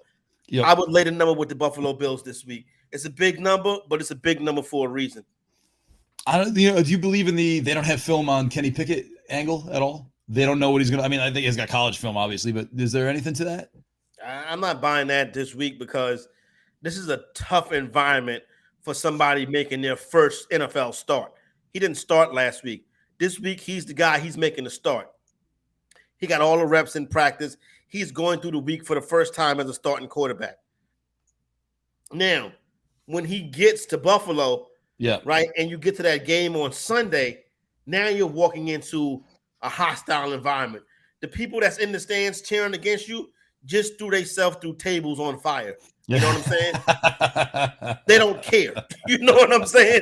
They come in to have a good time at your expense. It's going to be a tough weekend for Kenny Pickett. I think Buffalo. By the way, I love Bills Mafia. I love Bills Mafia. I think what you just said was a compliment. I don't think you were making fun of them. That's how I was not making fun of them. But although you did actually, you put in that disclaimer very frightened sounding. Just to be absolutely clear. Yeah. Do not try this at your home stadium, jumping through a table set on fire. Like if I'm walking through the parking lot at in Columbia, you know what I'm saying, at Williams-Brice Stadium, I don't want to see Buffalo Bills fans or Gamecock fans jumping through tables set on fire. Not a good idea. Leave that to the Bills fans because the Bills fans are like, they're trained in that stuff. Like they have on clothes underneath that stuff to keep them from burning up. You know what I'm saying? And they're very good at stop, drop, and roll. Yeah, you know what? Well, 2 things. Jay Lynn just led us 3-0 Mariners already. Are we on the Mariners today? I'm on the Mariners. I think I'm on the Mariners too. My cash out is currently suspended, so I wonder where that's going to jump to. I got the Mariners. Just winning the series. I got the Mariners winning the World Series. I got the Mariners in a 3-pick parlay today with the Mariners, Guardians, and Mets. Yeah, I got that same. I got that. I took the plus 1.5 on all 4 of the dogs today. Yeah. The first one already cashed. The second one looks to be in good shape, but still plenty Don't touch the money, Jared. Right, let's Don't hold touch this the money. lead. Don't touch the money until the parlay cashes. Let's see what it looks like. All right, Dolphins Jets. Here's something interesting.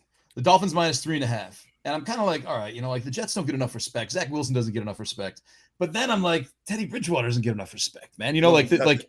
This is the new Brandon Howard wrote about it, like how this new wave of backups, like Huntley backs up Lamar Jackson, same dude. Taylor backed up Daniel Jones, same kind of game. Bridgewater backing up Tua, same kind of game. You know what I mean? Like it's kind of, it's like you don't miss a step. It's like they finally figured this out. Like you don't miss this step if you have the same kind of player as the backup. Whereas Andy Dalton coming after Jameis, not exactly the same thing. That's going to change the game and like the look a little bit, but like Teddy Bridgewater does not get enough respect. The Jets don't get enough respect. One of my favorite players in the league. Teddy Bridgewater, truly a nice gentleman. Somebody that Draymond Green would not throw a punch at. Yeah, Teddy Kyle Brandt doesn't like him though, probably. Yeah, Kyle Brandt's like, I don't know about that guy. Maybe we'll see. But nah, he's well regarded as the nicest man in the NFL. I remember one time somebody told a story. A player was like the player of the game, and he was getting interviewed by it was a defender, and he was being interviewed by his the local radio station. You know what I'm saying? Yeah. After the game, whatever. And the player was a religious player, you know what I'm saying?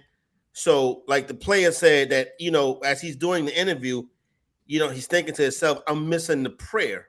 You know what I'm saying? The post-game prayer on the 50-yard line, you know what I mean?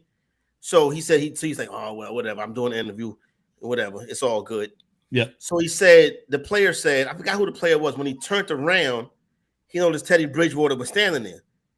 And Teddy Bridgewater said, I figured that you wouldn't want to miss the prayer, so I waited for you. You know what I'm saying? And then the two of them prayed at the 50-yard line. See, that's the kind of guy Teddy Bridgewater is. Yeah. You see what I'm saying? That there, that's a good human being right there. Because you don't have to do that. You know what I'm saying, Nando? Right. So now, as far as him on the football field, Teddy Bridgewater is not going to win you the game. But he's also not going to lose you the game. But if you have to make a play, right? The good part about Bridgewater is the receivers that in Waddle and Hill are receivers that can make yards after the catch. Right. So Bridgewater don't have to throw the big 65-yard touchdown pass. But he can. To win the game. But he can. He has to manage the game, not turn the football over, and not get hurt. Does this benefit? Bridgewater has extremely bad luck with getting hurt. Are we talking? Right. So I was going to say, is this Chase Edmonds? Does his backfield change all the Bridgewater there, or is it the same? I think you could see more. The Jets have not been great against the run this year. Right. The Jets are feisty, though. Right. This is going to sound crazy, but I'll take the Jets in this game. Dude, I think I just, when I can't decide between the teams, I think what I'd feel like is the over. It's 46. Okay. It's 40. It's 46, 48. It's 46. I don't know, man. It's one of the higher ones of the day. That's the problem. I wish it was more like 43. What? No, I think you might be on something. I think the Jets as a home underdog are over team because they give up so many points. Yeah. So that I'm gonna check that right now. But the Jets at home, I think, play to the over. Now, with that being said, New York Jets regular season. We don't need all of these seasons. We just go back to the last two is good enough, right, Nando? What? Yeah, I think so. That's good enough. Well, look, this is a Zach Wilson Jets team we're talking about now that can put points. You ready to? Okay, so that makes it even better. Let's see. The Jets at home, the last two seasons, the New York Jets at home are 6-5 to the over. The unders have cashed at home recently for the Jets. Now, also the Jets at home. They've only covered twice in their last 10 home games. Oh, wow, that's pretty bad. This is not a good football team at home. Right. Maybe I don't bet them. I don't like this game at all, but I would take the Jets with the hook. I would take the Jets at 3.5. All right. Falcons, but Bucks. I'm not going to go to the window with it. Falcons, Bucks, we talked about a little bit. You kind of like a Falcons upset here. Bucks are -10, but I don't want to say it's a disaster of a team, but Tom Brady's going through a divorce. We don't know the health of any of the Mike Williams is fine, but he's so up and down. Can you really depend on him? Julio Jones, here we go. It's perpetual questionable. Chris Godwin, don't know what shape he's going to turn into. Rachaad White is the buzzy player this week on this team. Everyone seems to be adding Rachaad White all over the place. That doesn't. I mean, are they going to be the Falcons because of Rashad White? I don't know. But since we're a little hybrid fantasy betting show here, I think it's worth bringing up. That's a 46 over under right now, 10 points. Tough spot right here because like I'm not comfortable laying this big number with the Buccaneers yet. I think the Buccaneers will still have some way to go. But here's the thing: I'm also not going to trust a trendy underdog because I feel like the Bucs. I feel like Atlanta could be a trendy underdog this week. I haven't seen the BetMGM numbers, the BetMGM insights to confirm that. Right. But I feel like that may be the case. I like to fade trendy underdogs. So I think we might have a situation here where Atlanta gets beat up by the Buccaneers a lot. That could very well be the case. I'm gonna check that out, Nando. Well, this is a Marcus Mariota team, different. You're right. It's a different Falcon team. You're right. It's a different bunch. I'll give you that, Nando. But also, I mean, like Mariota could be pulled like Trubisky was. Although I don't know if they'll pull that. They're not gonna go to Desmond Ridder. They don't look moribund yet. You know what I mean? Like Pittsburgh was kind of stalled out. Mariota can still run for 50 yards a game. You know what I mean? He still has some zip. 3 straight wins, 3 straight covers, cover 10.5, a cover of 11.5, a cover of 7. But I agree with you. Those were different Falcons. Oh, the over is 7-1 in the last 8 meetings between these two teams. All right. So that could be an angle right there if you want to play the over in this game. That might be the bet, Nando, because Atlanta's better. This is a different Atlanta team. But by the same token, Atlanta wants to slow it down, run pace, slow the game down, run the football. Running into the teeth of the Buccaneers defense is probably not a good idea because that's one of their strengths. But you never know. Yeah, I would. It's not a strong bet on any side. I think Algier is a solid play this week, though. I think Algier is a solid play, despite going up against that Buccaneers defense. Tampa's starting to get healthy. I probably wouldn't take the Falcons in this spot. Maybe I put the Bucs in a teaser, get them underneath that 3 down to 2. That could work. Maybe that's the way you go right there. 2-0 Cardinals. Juan Yepez 2-run home run, beating up on the Phillies. Well, I know I got the Phillies in that one. Yeah, but it's still early. I got the Phillies winning that series. I think I like their pitching. You know what? I still know a Syndergaard guy. Call me old fashioned. All right, cool. Seahawks Saints. We took the Saints completely decimated, but they're still -5. And you got a Seahawks team that I don't know what it takes to believe in Geno Smith, Tyler Lockett, DK Metcalf, and Will Disley, and Rashad Penny. That game's in the top of the 7th, top of the 8th. Wow. Yeah, they started. Yeah, it was nothing for a while. They were both throwing 2-hitters. All right, let's go, Philadelphia. Let's get a hit. Come on, let's man. get a run. My Where's goodness. Bryce Harper? Yeah, hit a home run. Yeah, come on. Well, 2. Yeah, I just want to cover the 1.5. I'm good. All right. Who cares about your bet, Nando? Nah, let me stop. This is the Saints team in disarray, coming off the London game without a bye. That's what I'm saying. It was in London last week. Yeah, but I mean, like that's like all right, fine. You fly to LA and you come back. Well, not to New Orleans, but you know what I mean. Yeah, it's like playing a football team. Yeah, the players, the logistics is done by just about everybody. It's like the players are not booking their own tickets. Somebody takes care of the families and stuff like that. If you bring your family out there, the 8-hour flight, but you got the big planes where everybody can lay down and relax. It's still an 8-hour flight, though. You don't have an 8-hour flight during the season. Because, like, what would be the Lions' longest trip? Probably the Rams already made that trip, right? Right. They went out there. So that might be from Detroit. I flew from West Coast to Detroit one time. Might be a 4-hour, a 3-hour, something like that. It's not 8 hours a long time. I wouldn't fool with the Saints. I would go with the Seahawks. I wouldn't fool with the Saints. Saints -5, man. I thought they would be a little closer. They're not going to be able to run the ball. I don't know. It's going to be interesting. On the road, too, it's a stay away spot for me. If I wanted to get involved with this one, if Kamara plays, go with the Saints. I don't know if Kamara's going to be able to say. I mean, like, they're doing with Geno Smith, and you saw a little bit last year. They didn't let him throw a lot. But I guess you look at Russell Wilson's pass attempts last year were not high either. Yeah. But it was precise. Maybe they knew. Throws. Right? Maybe they did. Yeah. Can you imagine Pete Carroll got all them picks out of the Broncos for damaged goods? I know the Walmart people mad, bro. Is, they got to raise. It's Antonio prices. Brown. It's kind of like Antonio Nobody's Brown, that you know. crazy. Like, but I mean, no, I don't mean like it's Antonio. I mean, it's the picks. You know what I mean? Like the Raiders just threw picks. Yeah, no, you're right. At Pittsburgh for him, and they're gone after a preseason, basically. Man, imagine if they still had Antonio Brown. Imagine if the Raiders still had Antonio Brown. They should. They wouldn't have gotten Devontae Adams. They might have still tried. Well, yeah, they would have had to because you still got to pay Antonio Brown because And they had. I mean, Henry Ruggs never became anything, and he's like, have a chance to dirty, horrible thing, but like, yeah, they've had some bad luck. They have.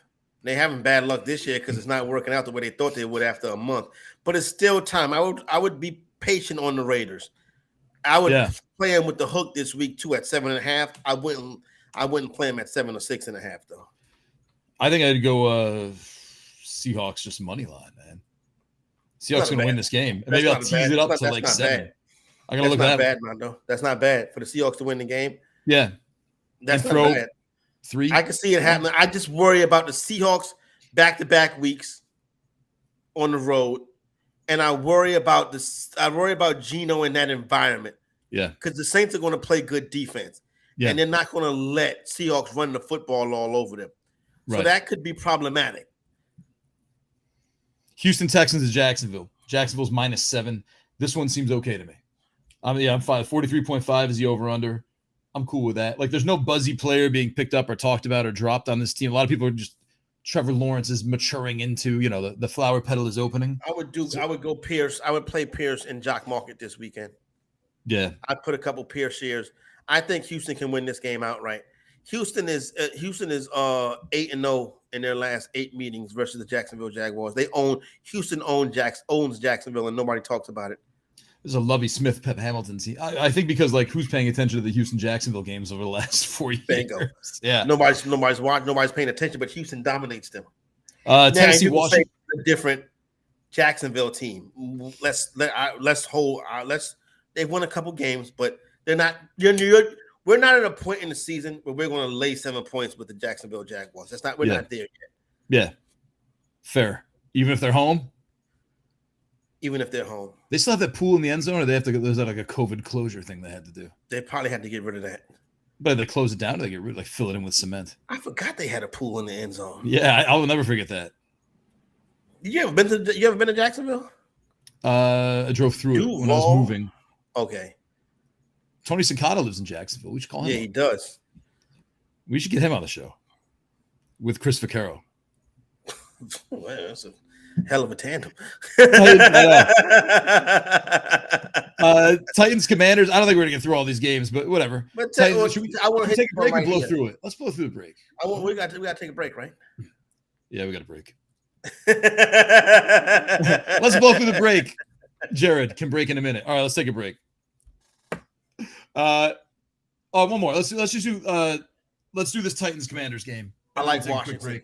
I know it's crazy. It sounds crazy. I like Washington. It's not that crazy. It's -2.5. It's not like a 7-point line. It's dropping. It might be picking by Sunday morning. Somebody's steaming Washington right now. Now, mind you, Washington got steamed last week too, but that line didn't move.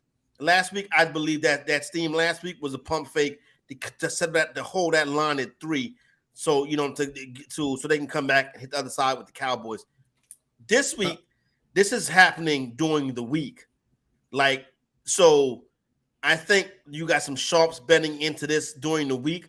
That number is dropping. This is an excellent fade to public spot. The public all over Tennessee this week. Yet that number is steady ticking down towards Washington. I could see the Commanders pulling off the upset this week and knocking off the Tennessee Titans. I love them at 3.5. You're not gonna get that no more. I still feel like maybe Commanders on the money line. Definitely Carson Wentz. Definitely Antonio Gibson on Jock Market. And then I would put some Jock Market money on McLaurin, Scary Terry as well, and maybe the rookie. Because if they're going to do it, they're going to do it offensively. These are two very uneven teams, I think. I agree. Hard to nail down. Like the Titans just handed off to Derrick Henry 28 times, throw it to him 5 times, and that's how you win. So can Washington take him away? I don't know. Maybe. Possibly. They're going to have to give this fan base something. Yeah. This very well could make this very well. Ron Rivera hey, it's time to make a number 2 or get off the toilet. You know what I'm saying? It's time to get that done. So I need to see something from the Commanders, because if not, then come on now. What are we going to do?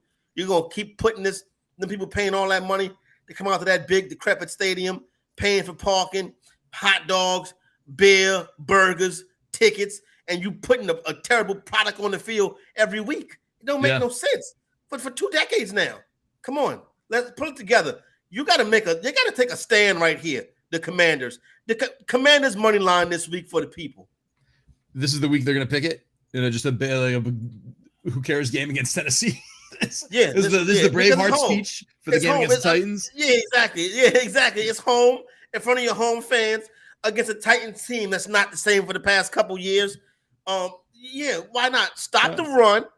Play defense, and Carson Wentz don't turn the football over, and don't make all the penalties. They almost had 20 yards in penalties last week. That was crazy. I just got a text message from somebody. Yeah. I'm going to read the exact message to you. I don't blank with Russell Wilson, but the audacity of these people is wild. So there you go. It's not just us. It sounds like someone we know. It is someone you know. Someone who's been on this show. Yeah. All right. Hey, we got a question from A. Ross. He's got Pitts. He's a Pitts. I don't know. This is a Goon Squad member right here from back in the day. Is Pitts owner, Cooper Kupp also. Do you like Higbee, Everett, or Njoku? I would go with Everett. Everett been getting it done. Everett has. Njoku actually seems like he's, this could be the pulling the rug out from under us, but it seems like he's also blossoming. He's Trevor Lawrence blossoming into what we thought he might be. I think all of these dudes right here will give you about the same. Yeah. Higbee seems a little I feel like for Higbee, if he goes down, that's when Allen Robinson might have a shot at being good again. I feel like all the Allen Robinson stuff is going to Higbee. Because he has Kupp, I guess he's asking, do you want to start Kupp and Higbee? So that takes Higbee off for me. So for me, it's between Everett and Njoku. And I don't know. For me, it's Brissett, who's the difference maker, and why Njoku's doing all right this year now. Like Baker Mayfield maybe just, was not very consistent in looking at him. He was KJ Hamlering him. He was too busy getting the passes knocked down. Yeah, right. I would go Everett, though. Everett's been pretty solid this year. I would go Everett. By the way, Chris Vaquero's complained about this before, and he's right. And so he hates it, but I like it. There are so many 1 o'clock games. There's 1-405, 1-420, 2 425s. Yo, I do the Bettor Zone on Sundays, right? Yeah. It's like, why is all the games at 1 o'clock, bro? You know what I'm saying? Like, my throat is on fire come 5 o'clock on Sunday. And it's because there's so many games. You know what I'm saying? Right. It's crazy. And then I get a chance to put my feet up, drink my beer, and I'm watching I'm watching the Raiders and the Broncos every weekend. You know what I'm saying? That's I'm it. like, come on. And you got to watch the whole, this. They don't even switch, we're going to stick with this game because absolutely nothing else is going going on. Exactly. And that's another thing. By the time I get to the TV, the red zone is shot. You know what I'm saying? Chris Hansen sitting down, you know what I mean? And took his tie off. Look at the 4 o'clock block this week. San Francisco and Carolina. Carolina is a god-awful football team. Please, you know what I'm saying? That's a good game if they put PJ Walker in. That's going to be that's a good game if you put PJ Walker in that game. Philadelphia and Arizona. Philadelphia is going to destroy Arizona. Oh, now, wait a minute now, 425 this Sunday. The good Lord opened up the skies and said, let there be a football team in the state of Texas, in the city of Dallas, owned by the great Jerry Jones, a football team with a star on their helmet that represents America, that represents the greatness of America. As a matter of fact, we'll call that team's America's team. They're in the City of Angels this week, so that makes it okay. But the rest of the 4 o'clock slate, terrible. And then, but listen, we got a good one at night. We got the game of the week. It's football night in America with the Bengals and the Ravens. And I got a handicap on that. I'll share it on the other side. Oh, you want to still take a break? We said we could blow through it if we wanted to. No, let's take the break. You want it? I kind of want to to take it. All right, let's take a quick break. We'll be right back. Orange soda. You can drink it on air. I don't think anyone would mind.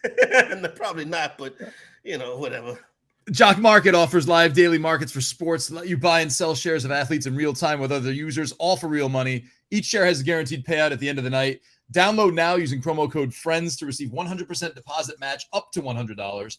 Your first market will also be risk-free with losses refunded up to $100. Download the Jock Market app now using promo code FRIENDS. Of course, we urge you to do that after you download the Bettor Sports app. So get them both. You got plenty of screens you can swipe over for apps. We take a quick break. We'll be right back after this. Bettor Sports Network is sponsored by Jock Market.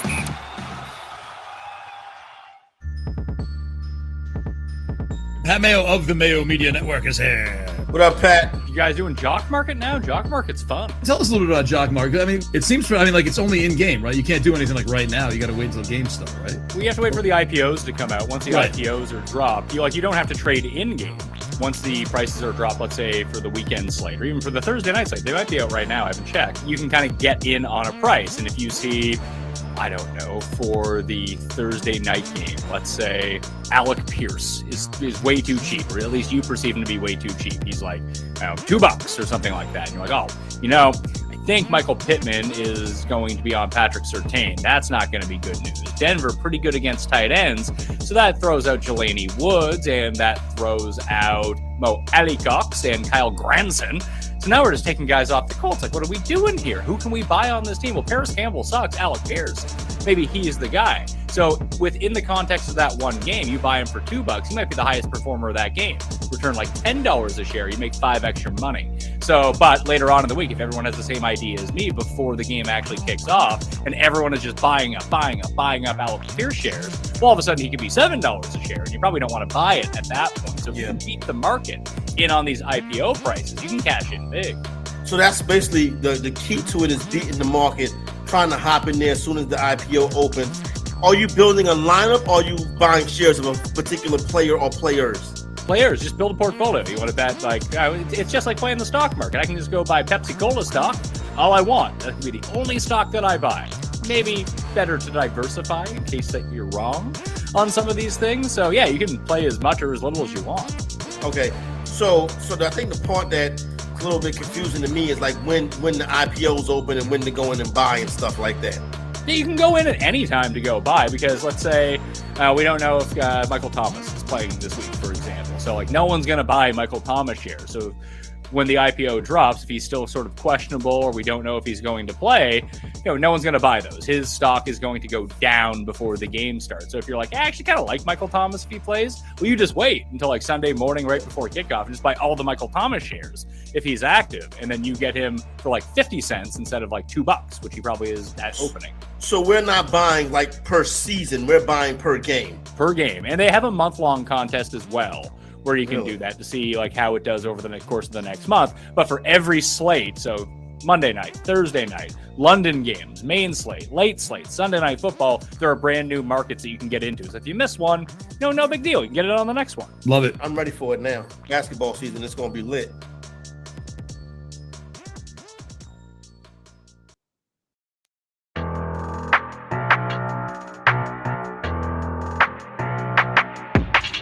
Corey Nando and Friends is sponsored by Jock Market. Make real money every hour, every minute, every second of every game.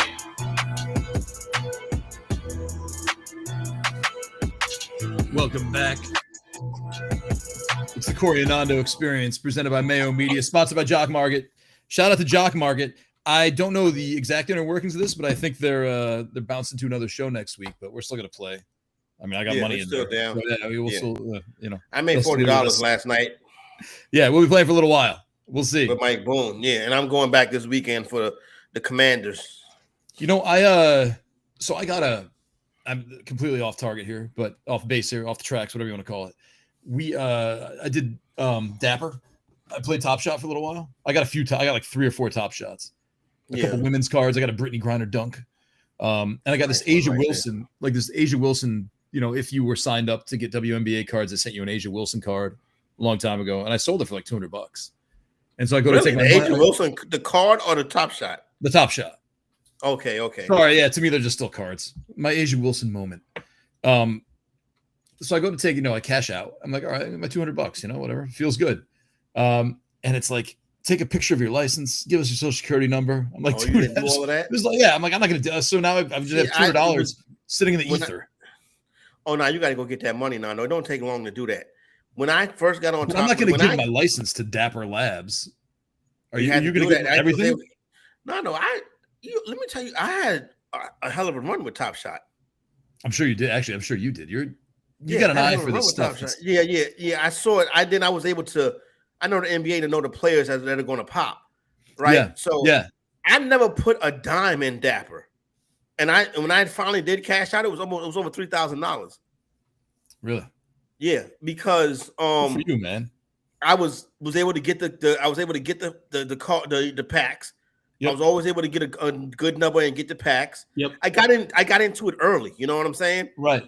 I got into it early. I was always able to get the packs, and then they said when I got in, they said that it's a process.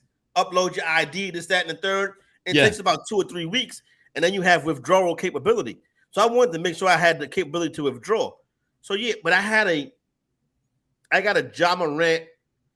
I got some kind of funky Ja Morant one that I sold for like $1,100, like right away. All right, and then after that, I was like, I kind of just learned it, buying stuff, flipping it, and stuff like that. That's like 100. That thing is nothing. That thing is nothing now, though. I know.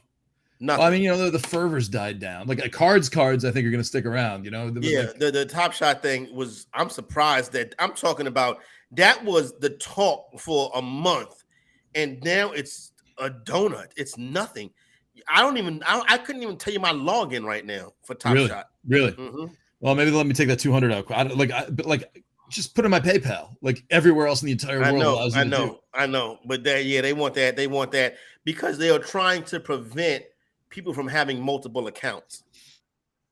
Makes sense, but because that's how the bots was able to get in there. Because the bots was getting a lot of that stuff at first. Gotcha. All right, so I guess I applaud them for that, but I'm not giving Dapper Labs my social security number. I feel you, but you want that $200. I try to get that money, but why don't you put one of your crappy cards on sale for $200 and I will buy it from you? Yeah. No, you can send me the card. I'll sell it. Card and then sold. I'll send you the money. The $200 just sitting in my account. Oh, that's right. Oh, yeah, that's right. Yeah, that's right. Yeah. Oh man. Yeah. Oh well. You remember what play it was? It was A'ja Wilson. It was like the first WNBA card ever issued. Yeah. And for some reason, it held its value. Like you didn't have to buy. I think you could buy it after. Like they gave it to me. Like they put. You had to get an A'ja Wilson card. And you had to somehow like request one, or they would drop it to you randomly. And if you had that A'ja Wilson card, then you could buy the WNBA pack. And so I did that. I bought the pack. I got nobody. And then I went out and I bought a Brittany Griner dunk for like $30. I'm like, this is the only dunk moment. It's got to be worth something at some point. And then it just kind of like, I guess WNBA fervor wasn't there, but yeah. I wonder how much that's worth. It might have been I said it might have been nice to have that Brittany Griner now. I don't know, man. Maybe it would be cool if Top Shot was like, let's do a fundraiser and like sell a bunch of Brittany Griner Top Shots. That would be cool. Her wife was on TV recently. It's a sad story, man. Her wife was like, she think that she gonna get left there. That's scary, bro. If you've been sitting there all by yourself in a Russian prison, wouldn't you? Like these days turn into months, into years, and you're like, hey, everybody, I'm for USA basketball. I do a lot for my country. This is. But you got to be careful when you go to different countries. You got to follow their rules. You know what I'm saying? Especially Brittany Griner, especially like a 7-foot woman. Yeah, you can't. We've seen her before. Remember? Yeah, dude. I bet her. Yeah, we get exactly. Handshake Hall of Famer, possibly. Yeah, exactly. Man. Yeah, you're right. She's for. And what's her little homegirl name? Diana Taurasi. They were outside the restaurant. Yeah, that's right. Mm-hmm. They were staying at the hotel. Yep. Yeah, definitely. And I think you know what it was. Maria Marino was doing. We were doing WNBA hits upstairs. That's right. Like, Maria. I think like if you run downstairs right now, like, we'll put this recording on pause. Griner down there. Yeah. Yeah, that's definitely Diana Taurasi. That might be Brittany Griner. And yeah, there was. And I think Maria's got a picture with him somewhere. There you go. Handshake Hall of Fame. Marino. Yeah. But that would be cool if Top Shot or someone was like, hey, look, we're going to print these limited edition Brittany Griners, $50. All the money's going to go to like her wife or something. That would be a good idea. They should do that. I wonder why they haven't. Anyway, more games. I still can't cash out on this parlay. I'm not going to. I just want to know has it gone up from $5 to $7.25? It'd be nice if the Phillies scored a run. Yeah, we'll be rooting for that for you. I'm sure Ronis and Fensty will. Fensty Ronis coming up next, brought to you by fantasyalarm.com. They're 5 to 7. They're good dudes. I was DMing with Fensty a little bit. I'm not even he actually might own one. I don't check DMs as much as I should. Phillies are up in the top of the 9th. Let's see what happens as we go to. I don't want to talk about Bears Vikings, but I know it's your guy at quarterback, so I assume we're just going to dump all our money on the Vikings, right? Minus 7.5. Yeah, I'm to the point now where I'm laying the number 1 Vikings. This is me and Kirk Cousins' moment right here. I really am going to go. Moving up. The numbers 8, moving 19, up. 33, 13, and bouncy ball 4, I guess. I kind of feel like putting a Vikings, maybe a Vikings Browns, maybe like a Vikings 49ers money line parlay, if that can get you to even money. Maybe that's the way to go. Do Vikings Commanders, man. Do the Kirk Cousins parlay. That's a risky one right there, Nando. That's why you parlay it. Yeah, you're right. But, man, because you lay now, they ask you to lay a hook with the Vikings now at 7.5. Yeah. I'm pulling these odds today are off the score. I'm pulling them off the score. Okay. Because I've discovered the Score app is like the cleanest thing in the world. And so I'm just going to use their They've odds. been around for a long time, and they've been doing this. They've been into betting for a long time before a lot of the American companies. I bet you Jay Lynn worked for the Score. Maybe Our so. Canadian research manager. That's how he know everything. Yeah. Yes. The Score in Wikipedia, and he probably watched Real World 11. With Kyle Brandt doing the gritty. Oh, Jimmy Garoppolo, nicest guy ever, man. He massaged my back once. Yeah. Jay Walker, a horrible person. Can you imagine, though, Russell Wilson and Sierra walked past me like they was Jay-Z and Beyonce. Who the hell are you? The dude from Real World 11? I couldn't believe he would say something like that. But I mean, I'd like more context. He worked for Sirius XM and TSN. Oh, did he? That. He was our co-worker. Oh, Jay Lynn, not Kyle Brandt. No, not Kyle Brandt. Yeah. I wonder if they're doing that to everybody. See them hiring Kyle Brandt. I can totally see that. I can see that. Mad Dog Radio, Kyle Brandt. Weekdays at 1. And Dave Diassi. Weekdays from 1 to 3. David Deal and Kyle Brandt. Yeah. John O'Hara every Wednesday. Yeah, exactly. That's a Mad Dog Radio show right there.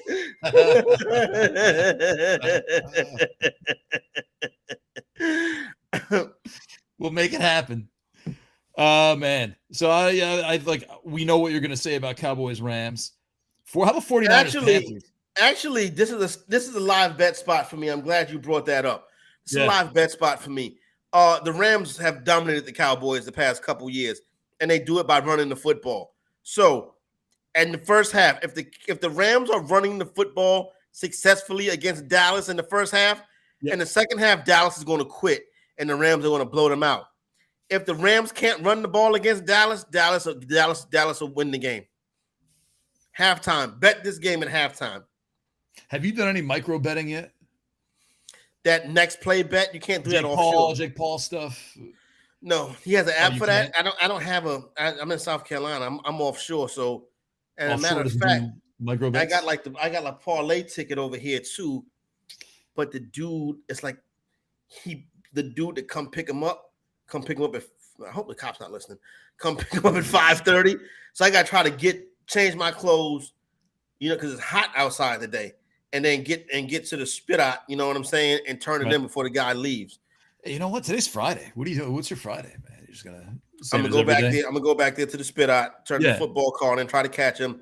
Me and my pops can go to Walmart. We got a do-it-yourself project we're working on this week. Homecoming, South Carolina State homecoming is next week, so there's gonna be a lot of people in town. You got to remind us. We're all gonna bet on South Carolina State. Definitely, we're gonna do that for next week. Yep, we got to do that. And then so what I want to do, because I have so many people going to be in town, because like the hotels in Orangeburg get sold out. So I'm like 20 minutes away. So Boogie, you know what I'm saying? A couple of my other homeboys, family members, like, oh, can we crash at the crib? I'm like, sure. But then Jaden's mother was like, oh, can I stay? I'm like, whoa. we don't go back. We don't have enough room. Yeah, so I'm a paint my front porch. So I got a DIY project this weekend. So you catch me tomorrow morning. What color? 10 What are you painting 10 to 12 on Red, blue, homecoming. something I'm painting pops? it's white and black. It's simple. White and black. Right. Yeah. That's not as much fun. Yes. It's a DIY project. You know what I'm saying? Get out Yeah, there. but you just buy a different color of paint. You think I should jazz it up, Nando? Yeah, make it pop a little bit, man. You'd be the house with the bright red fence. Or the bright red patio. I know, right? Yeah. Porch. All right. Well, hey, you don't have to. Why draw attention? You got any weekend plans? No, I might go to the Man's. I might go to the Track or Treat at the Meadowlands. Check that out. Okay. They got a pumpkin patch. They got games. They got rides. That's a family event, right? You're taking the whole crew. Yeah, but I mean, they also have adult stuff for after dark. But obviously, nice. Be long gone by then. Yeah. But I haven't seen those guys in a while. Anything tonight? Anything worth talking about tonight? No, man. Unless you like feeding children. I've been there. Passing out at 8:30.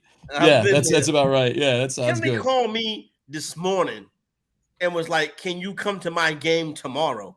I'm like, "Well, can you at least give me 3 or 4 days notice?" You know what I'm saying? Like, I can't just get up and get to Charleston and get on the airplane tonight. You know, I could, but I got to work tomorrow. You know what I'm saying? You just said you won $1,300 on air. I know, right? But that's not the case. You know what I'm saying? The bottom line of the matter is, Kennedy, baby, give me some more time, and I'll be happy to come. To watch you cheerlead. Right. I need more time, though. No, you can't tell me that morning before. I understand that. Yeah, that's rough. Looks like Jared's going to the cigar bar tonight to watch the Mets game. That's I don't know. Like that's going to be nice. You know what? I've been to a few I like cigar bars. I have a cigar like once every 6 months. The problem is this always smells like a cigar. From where you're holding the cigar, and then I can never get the taste out of my mouth. And I don't like cigars. You know what I'm saying? No, I stopped smoking tobacco about 2 years ago, so I'm tobacco free, thank God. But I don't like that smell. That smell is real strong and it's staying in your clothes for a long time. Yeah.